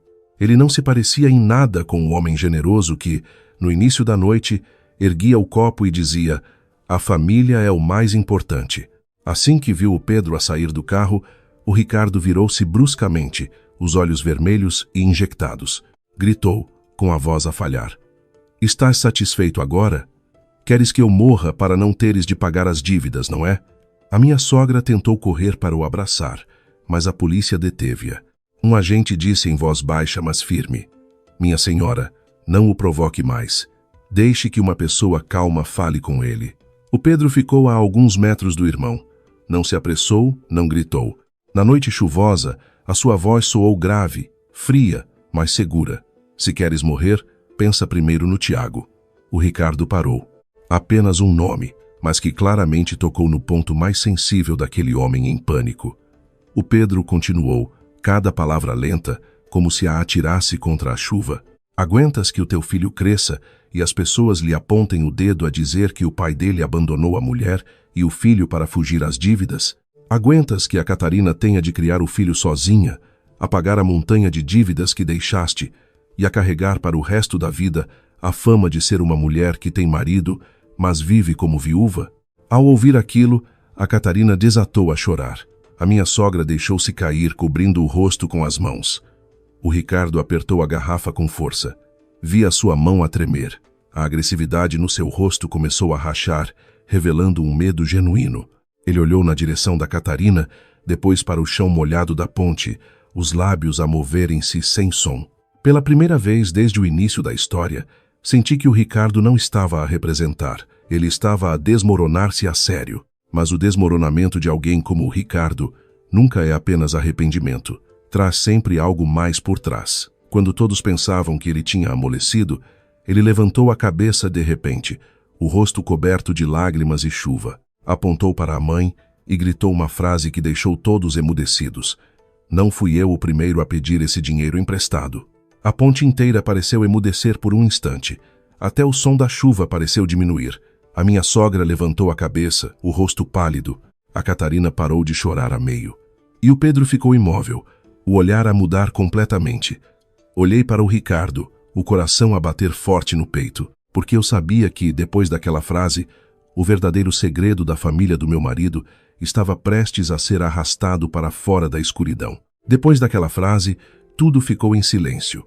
Apenas se ouvia a chuva e o som distante das buzinas nos dois extremos da ponte. O Ricardo continuava encostado ao parapeito, os ombros a tremerem. Mas desta vez, o tremor não era de quem ameaça, mas de quem foi levado ao limite e já não consegue manter a última máscara. A minha sogra, Dona Helena, estava imóvel sob a luz amarelada e pálida, a chuva a escorrer-lhe pelo cabelo, pelos ombros, mas ela parecia já não sentir o frio, apenas olhava para o Ricardo, os lábios a tremer. "O que estás a dizer, filho? O que é que eu fiz para tu dizeres que te empurrei para as dívidas?" O Ricardo riu-se, um riso seco e mais triste que o choro. Apontou diretamente para a mãe e gritou: Foi a mãe que me obrigou a viver acima das minhas possibilidades. A frase rasgou a cortina de chuva. A minha sogra, pálida, abanava a cabeça repetidamente. Não, eu nunca te obriguei a endividar-te. Os teus negócios falharam por tua causa. Por que é que me culpas a mim? Mas o Ricardo já não conseguia parar. Atirou a garrafa que tinha na mão ao chão. O vidro partiu-se com um estrondo. O cheiro forte a álcool espalhou-se na chuva fria. Durante todos estes anos, a mãe alguma vez me deixou viver uma vida normal? Gritou ele, os olhos vermelhos. Quando íamos a uma festa de família, a mãe obrigava-me a ir com um carro bom, a dar um presente caro. Em jantares e batizados, obrigava-me a pagar as mesas principais.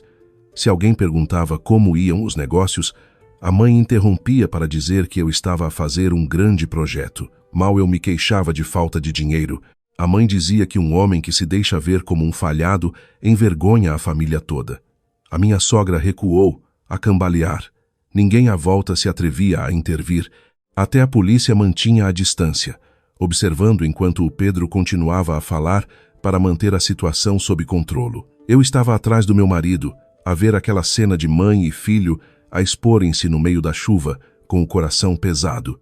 Uma família que viveu toda a vida para as aparências e que, no final, se destrói a si mesma sob a luz dos candeeiros de rua. O Ricardo continuou, com a voz engasgada. No início, ele só tinha pedido 7.500 euros emprestados para um projeto real. O projeto atrasou os pagamentos. O capital ficou preso. Os juros começaram a acumular-se. Naquela altura, bastava parar, vender o carro, engolir o orgulho, e ainda haveria uma saída. Mas a dona Helena não deixou. Repreendeu-o, dizendo que ele era o irmão mais velho e que, se os irmãos mais novos e os parentes soubessem que ele estava em dificuldades, nunca mais teria cara para se sentar à cabeceira da mesa. Eu disse para vender o carro. A mãe disse que se vendesse o carro, as pessoas saberiam que eu estava falido. Eu disse para nos mudarmos para uma casa mais pequena. A mãe disse que se eu e a minha mulher descêssemos de nível, toda a família se riria de si. Lembra-se, mãe? O Ricardo olhou para a mãe, a voz a quebrar-se. A mãe não me deu o dinheiro, mas empurrou-me para uma situação em que tive de pedir mais emprestado para salvar a sua reputação. A Catarina, nesse momento, já não se aguentava em pé. O seu filho pequeno, o Tiago, tinha sido trazido por um familiar, e ela abraçava-o, as lágrimas a escorrerem, mas ainda assim conseguiu dizer: Ricardo, que mais é que me escondeste? A casa onde eu e o nosso filho vivemos, o que fizeste com ela? O Ricardo virou-se para a mulher, o olhar vazio. Apenas aquele olhar foi suficiente para que a Catarina parecesse ter perdido todo o sangue do rosto. Ela gritou: Diz! O Ricardo baixou a cabeça, a voz quase um sussurro. Hipotecar. Lá. A Catarina ficou em silêncio. Segundos depois, desatou a chorar de forma descontrolada. Hipotecaste a casa da tua mulher e do teu filho? Desde quando? O Ricardo respondeu, quase inaudivelmente. Há mais de meio ano. A resposta deixou todos os presentes estupefactos.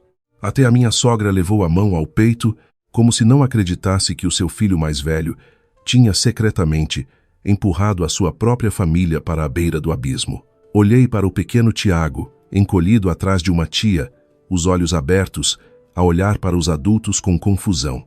Ele era demasiado novo para saber o que era uma hipoteca ou uma dívida, mas suficientemente grande para saber que os pais estavam a chorar, que a avó tremia e que a casa, que ele pensava ser um porto seguro, podia já não ser sua.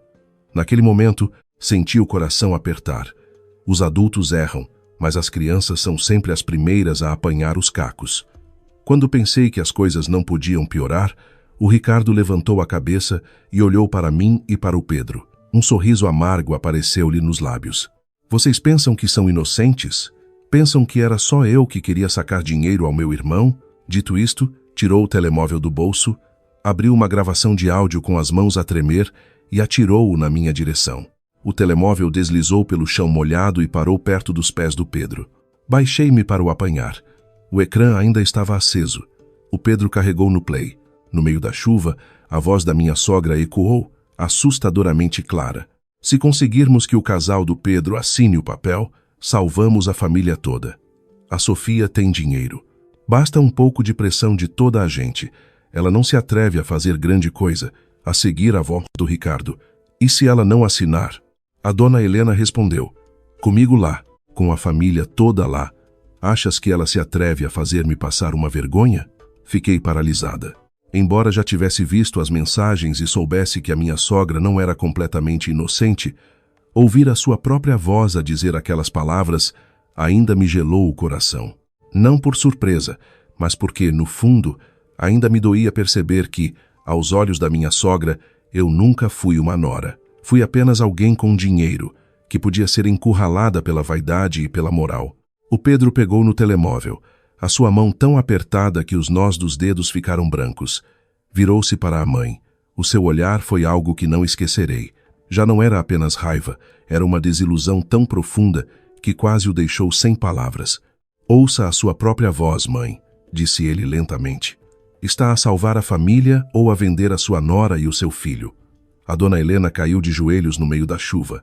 Os seus joelhos bateram no chão frio e molhado. As mãos apoiaram-se no cimento, a boca a mover-se sem som. Ninguém correu para ajudar. Talvez porque todos precisassem de um momento para perceber que a pessoa que tinha acabado de cair não o fez apenas por medo, mas porque a sua máscara de mãe, de guardiã da honra da família, se tinha estilhaçado por completo. Olhei para ela, já sem sentir raiva, apenas um vazio frio. Naquela noite, na ponte sobre o rio, debaixo de chuva, percebi uma coisa muito claramente. Há pessoas que não seguram a faca diretamente, mas cada palavra que dizem, cada pressão que criam, cada vez que usam o nome da família para forçar os outros a curvarem-se, é suficiente para empurrar toda a gente para o abismo. Exatamente quando a polícia tentava convencer o Ricardo a descer completamente do parapeito da ponte, ouviu-se um som estridente de pneus a travar. Um carro, depois dois, e um terceiro pararam em fila na berma da estrada. Os faróis apontavam diretamente para a ponte, a luz tão forte que tive de proteger os olhos. O ambiente, que já estava tenso, ficou ainda mais. As portas dos carros abriram-se. O Tó-Cicatriz foi o primeiro a sair. Vestia um casaco preto, com a gola levantada, o rosto frio, a cicatriz no maxilar ainda mais proeminente sob a luz dos faróis. Atrás dele vinham outros homens mais novos, com um ar arrogante, as mãos nos bolsos, a olhar em volta como se estivessem em casa, e não num local onde a polícia estava presente. O Tó-Cicatriz olhou para a cena, o Ricardo encharcado no parapeito, a minha sogra de joelhos na chuva, a Catarina a abraçar o filho e a chorar. E sorriu. Que cena comovente! Mas as dívidas continuam a ter de ser pagas. A sua voz não era alta, mas cada palavra soava arrepiante, pela sua calma cruel. A Catarina abraçou o pequeno Tiago com mais força e recuou alguns passos na minha direção. O menino estava tão assustado que enterrou o rosto no ombro da mãe, sem se atrever a olhar. Um polícia deu um passo à frente, levantando a mão para que o grupo mantivesse a distância. Esta é uma área onde estamos a intervir. Não podem causar distúrbios. O Tó-Cicatriz continuou a sorrir, mas o seu olhar era gelado. Apontou para o Ricardo. Eu não estou a causar distúrbios, estou a cobrar uma dívida. Se ele não paga, eu fico com a casa. Os papéis são claros, com assinatura e tudo. Mal a palavra casa foi dita, a Catarina sentiu como se lhe tivessem espetado uma faca no coração. Gritou. Essa casa é onde eu e o meu filho vivemos. Não podem tocar nela. O Tó-Cicatriz olhou-a com desprezo. Quando o seu marido andava com os papéis para pedir dinheiro, por que é que não perguntou? Quando jantava em restaurantes e bebia vinhos de milhares de euros, por que é que não teve medo de perder a casa? Ao ouvir aquilo, o Ricardo pareceu enlouquecer. Mal tinha sido puxado do parapeito, ainda mal se aguentava em pé, quando se atirou de repente na direção do Tó-Cicatriz. Tu pressionaste-me, tu encurralaste-me, gritou ele, dando-lhe um soco. O soco atingiu-o de lado, mas foi o suficiente para o fazer cambalear. Imediatamente, os outros homens atrás dele avançaram.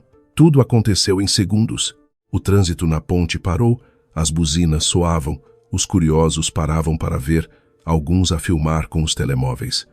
A polícia teve de intervir, separando o Ricardo e bloqueando o grupo do Tó-Cicatriz. A Catarina chorava histericamente, abraçada ao filho. A minha sogra tremia, a chamar pelo filho com a voz a falhar. Ricardo, não batas mais. Queres morrer outra vez? Eu estava abrigada atrás do Pedro, mas ouvia cada insulto, cada som de sapatos a deslizar no chão molhado. No meio da confusão, um dos homens do Tó-Cicatriz murmurou, irritado. A velha de merda assinou os papéis e agora nega. Face de quem não sabe de nada. A frase atingiu-me em cheio. Virei-me imediatamente para o Pedro. Ele também ouviu. O seu olhar escureceu. A velha de merda assinou os papéis e agora nega. Significava que a história não se ficava pelas mensagens de engodo ou pelo facto de a minha sogra ser testemunha no contrato de investimento. Havia outros papéis, outra assinatura, e muito provavelmente era uma assinatura real. Depois de a polícia conseguir separar os dois lados, o Tó-Cicatriz ajeitou a gola, o rosto ligeiramente inchado no canto da boca, mas a atitude ainda arrogante. Baixou-se ao carro, tirou um dossiê de um saco de plástico e atirou-o ao chão, à frente de toda a gente. Querem clareza? Então vamos ter clareza. Eu empresto dinheiro. Não ando a pedir. Nesta família, quem assinou? Quem recebeu? Abram os olhos e leiam. O dossiê caiu, e alguns papéis espalharam-se. O Pedro apanhou-os antes que a chuva os estragasse. Eu, ao seu lado, lia cada linha sob a luz dos faróis. Declaração de dívida. Montante inicial. 7.500 euros. Beneficiário. Ricardo Costa. Garante. Helena Costa. Por baixo, a assinatura da minha sogra. Não era um rabisco, nem uma assinatura falsa. Era a sua assinatura real, igual a que eu já tinha visto em tantos documentos da sua reforma. O Pedro pegou no papel e virou-se lentamente para a mãe. A sua voz baixou a um tom assustador. Mãe, assinaste mesmo? A minha sogra ficou petrificada. A chuva escorria-lhe pelo rosto, misturando-se com as lágrimas e borrando o resto de maquilhagem. Abriu a boca várias vezes, mas não conseguiu falar. Só quando o Pedro perguntou de novo é que ela conseguiu dizer, quase num sussurro, eu assinei porque pensei que era só por uns meses. A confissão fez com que a Catarina caísse de joelhos. O Ricardo também ficou em silêncio, o rosto inchado, os lábios a tremer. E eu, embora já estivesse preparada para a não inocência da minha sogra, senti um frio no coração. Afinal, ela não tinha sido apenas usada. Ela tinha colocado a sua própria mão no primeiro papel, abrindo a porta para que o Ricardo entrasse no ciclo da dívida. E quando tudo ficou fora de controlo, ela quis empurrar-me para tapar o buraco. A minha sogra chorava. Eu só queria salvar o teu irmão. Ele disse que o projeto estava com falta de capital, que em poucos meses pagava. Tive medo que a família soubesse que ele estava em dificuldades, que desprezassem o meu filho. Não sabia que ele ia pedir mais. Não sabia que ia virar esta bola de neve. O Pedro olhou para ela, os olhos vermelhos, mas sem lágrimas. A mãe tinha medo que as pessoas o desprezassem, então estava disposta a deixar que a minha mulher pagasse por ele. Tinha medo que ele perdesse a face. E a face, minha e da Sofia? Onde é que a mãe a pôs? Ninguém respondeu. A chuva caía cada vez mais forte. O Tó-Cicatriz de lado olhava para a desgraça da minha família com um sorriso amargo. No início eram 7.500. Depois o Ricardo foi pedindo mais. Juros sobre juros. Tapar um buraco aqui, abrir outro ali. Agora, a dívida de quase 35 mil é um problema vosso. Eu só quero o meu dinheiro. O Pedro riu-se, um riso baixo e tão amargo que me doeu ouvir. Olhou para a mãe, para o Ricardo e finalmente para mim. No fim de contas, nesta família toda, só há uma pessoa com juízo, e foi essa que tentaram arrastar para tapar o buraco. A frase caiu no meio da noite chuvosa como uma facada. Ninguém podia refutar. Todas as provas estavam ali, molhadas de chuva, frias, mas mais claras do que qualquer desculpa. Eu estava ao lado do meu marido, e pela primeira vez vi-o verdadeiramente exausto. Não por causa do dinheiro, mas porque tinha acabado de ver a sua mãe, o seu irmão, a família que sempre lhe pregou moral, dispostos a usá-lo a ele e a sua mulher como escudo para a vaidade e os erros deles. E naquele momento, eu soube que a tempestade ainda não tinha acabado. Tinha apenas revelado uma camada mais profunda, mais dolorosa e impossível de esconder. Depois da frase do Pedro, o Ricardo pareceu perder as últimas forças. Já não gritava, não se debatia como quando viu o Tó-cicatriz. O homem que poucas horas antes erguia o copo no meio da sala de jantar a pregar sobre a família, agora estava sentado no chão molhado da ponte, as mãos na cabeça, a murmurar como se tivesse perdido o juízo. Acabou. A minha vida acabou.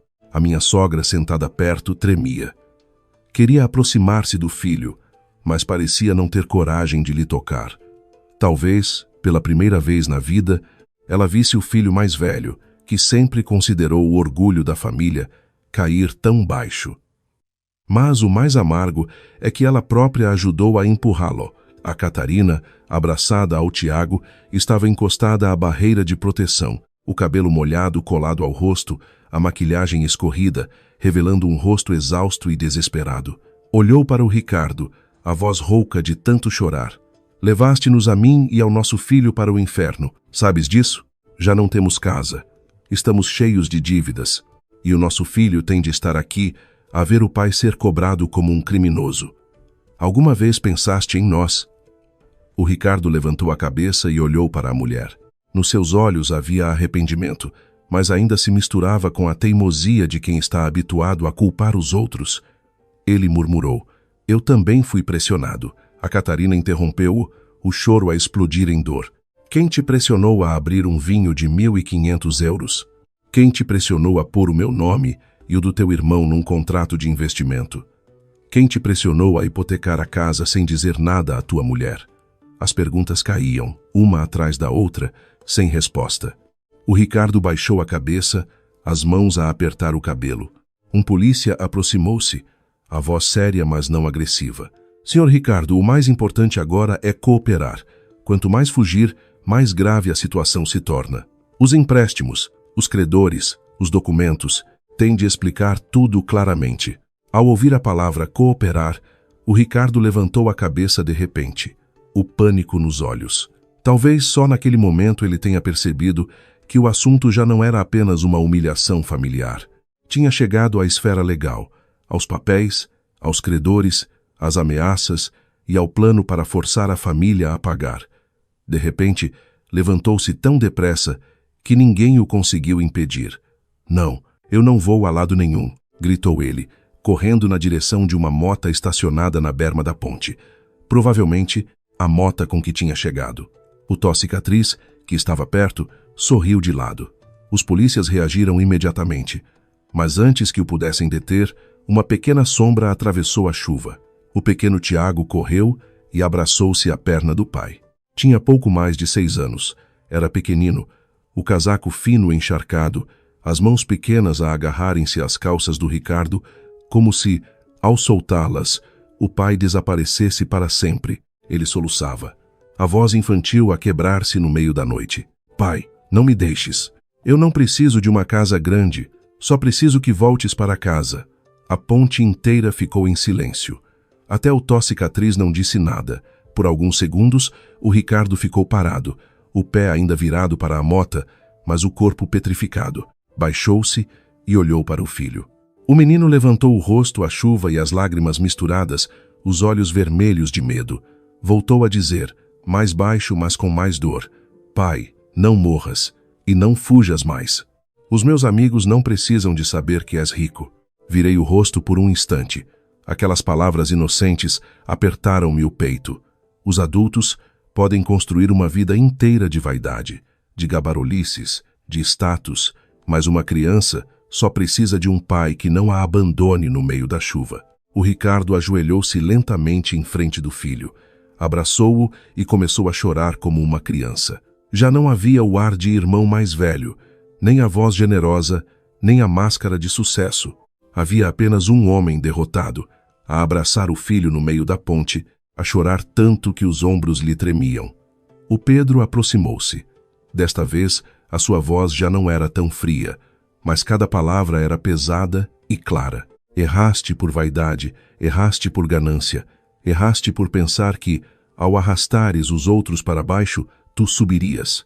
Mas se fugires agora, o Tiago nunca mais vai conseguir levantar a cabeça. Ele pode viver numa casa pequena, comer uma refeição simples, mas não pode crescer com a sombra de um pai cobarde. O Ricardo abraçou o filho com mais força, a boca engasgada, sem conseguir falar. A Catarina atrás chorava, mas o seu olhar era diferente. Já não era apenas pânico, havia algo como uma decisão. O polícia, vendo que a situação se tinha acalmado, aproximou-se e disse claramente: "Senhor Ricardo, tem de vir conosco prestar declarações. Se cooperar, explicar os empréstimos, o processo, os envolvidos e se houve ou não coação e ameaças, tudo será considerado de acordo com a lei.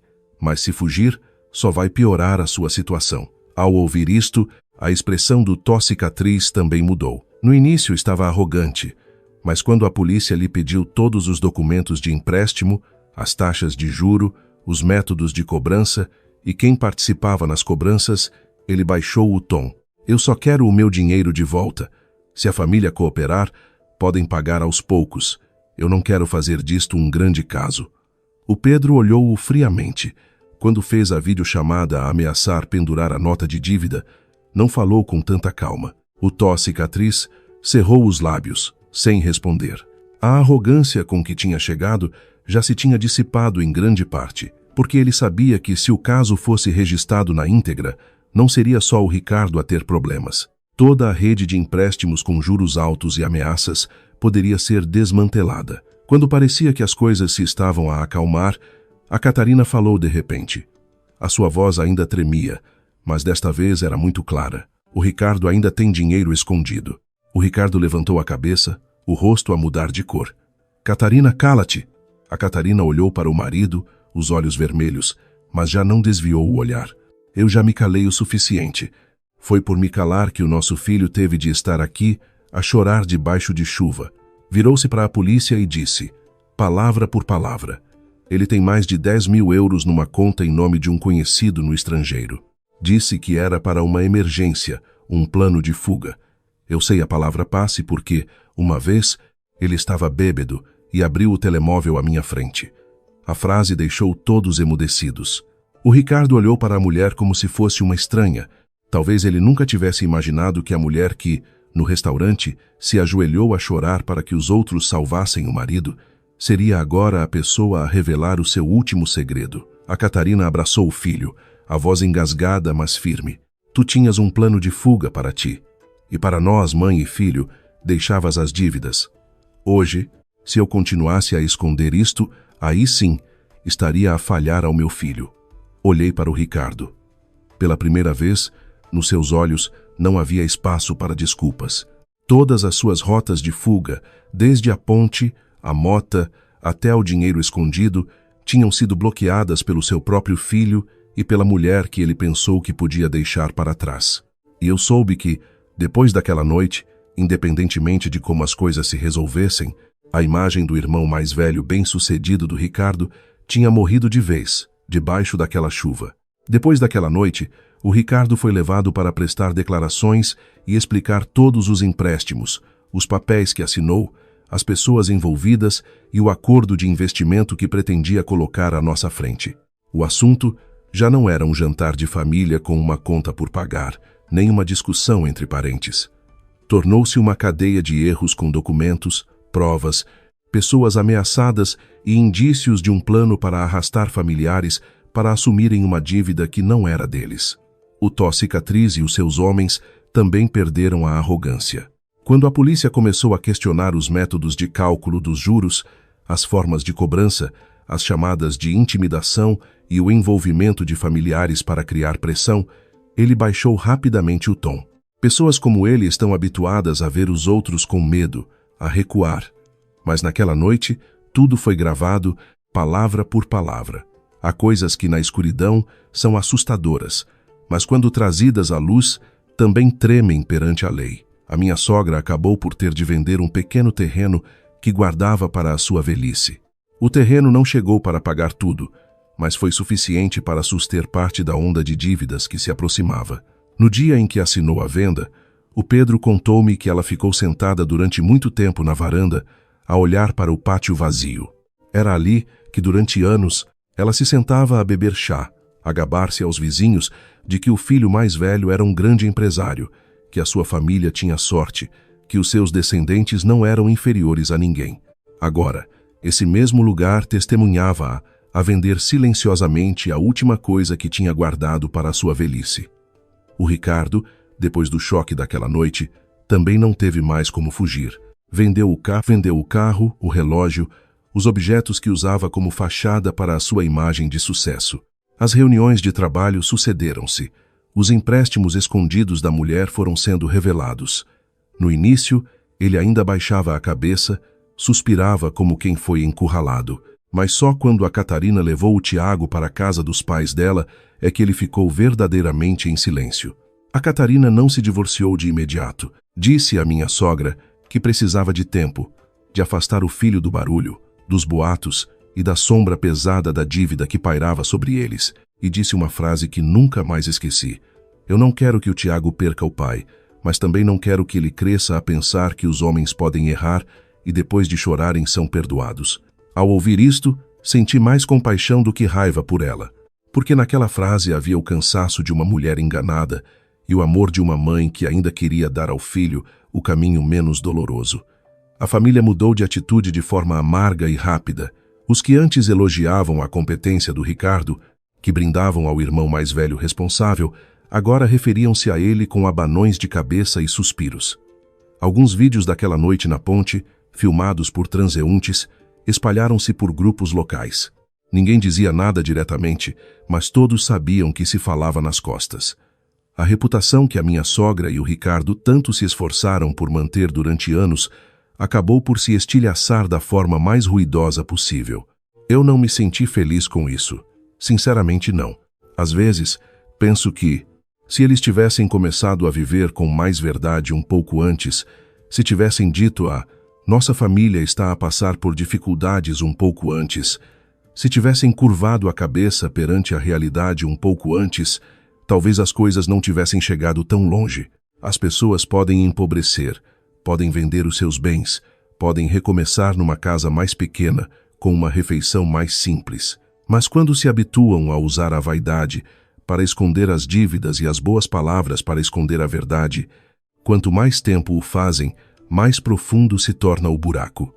Numa tarde, depois disso, a minha sogra veio à nossa casa. Chovia levemente, não com a intensidade daquela noite na ponte, apenas o suficiente para deixar a varanda com um tom cinzento e triste. Ela já não vestia as suas roupas impecáveis de sempre, nem tinha o cabelo apanhado como de costume.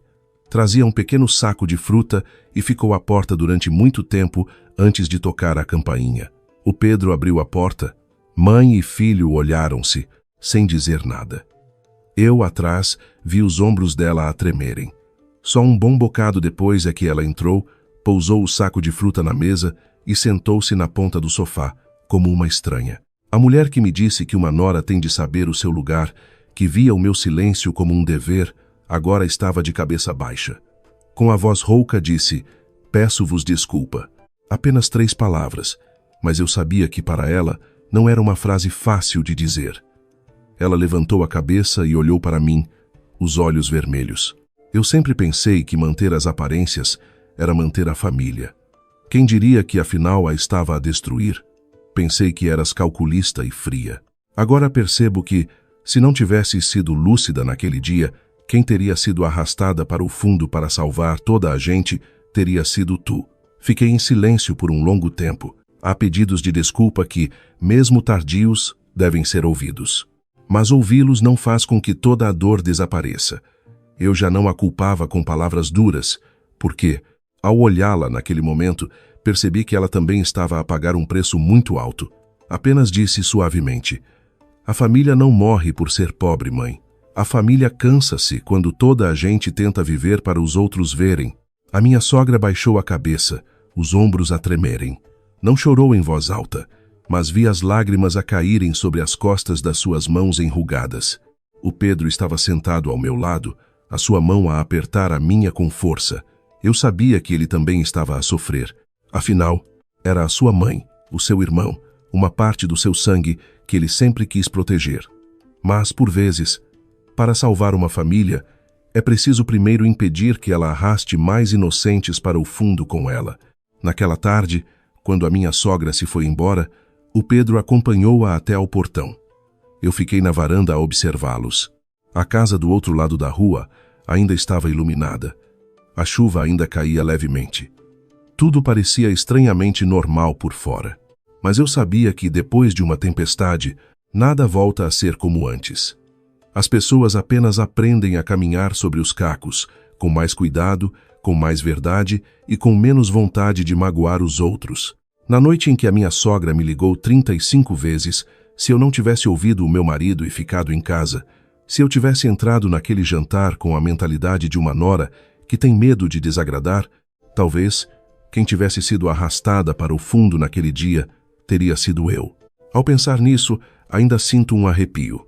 Mas, a partir daquela noite, percebi que a bondade não significa deixar que os outros se aproveitem de nós, e que proteger a família não significa ficar em silêncio perante o erro. Às vezes, ficar parado e não entrar numa armadilha é a forma de nos salvarmos a nós mesmos e de obrigar os outros a olharem para o caminho que estão a seguir.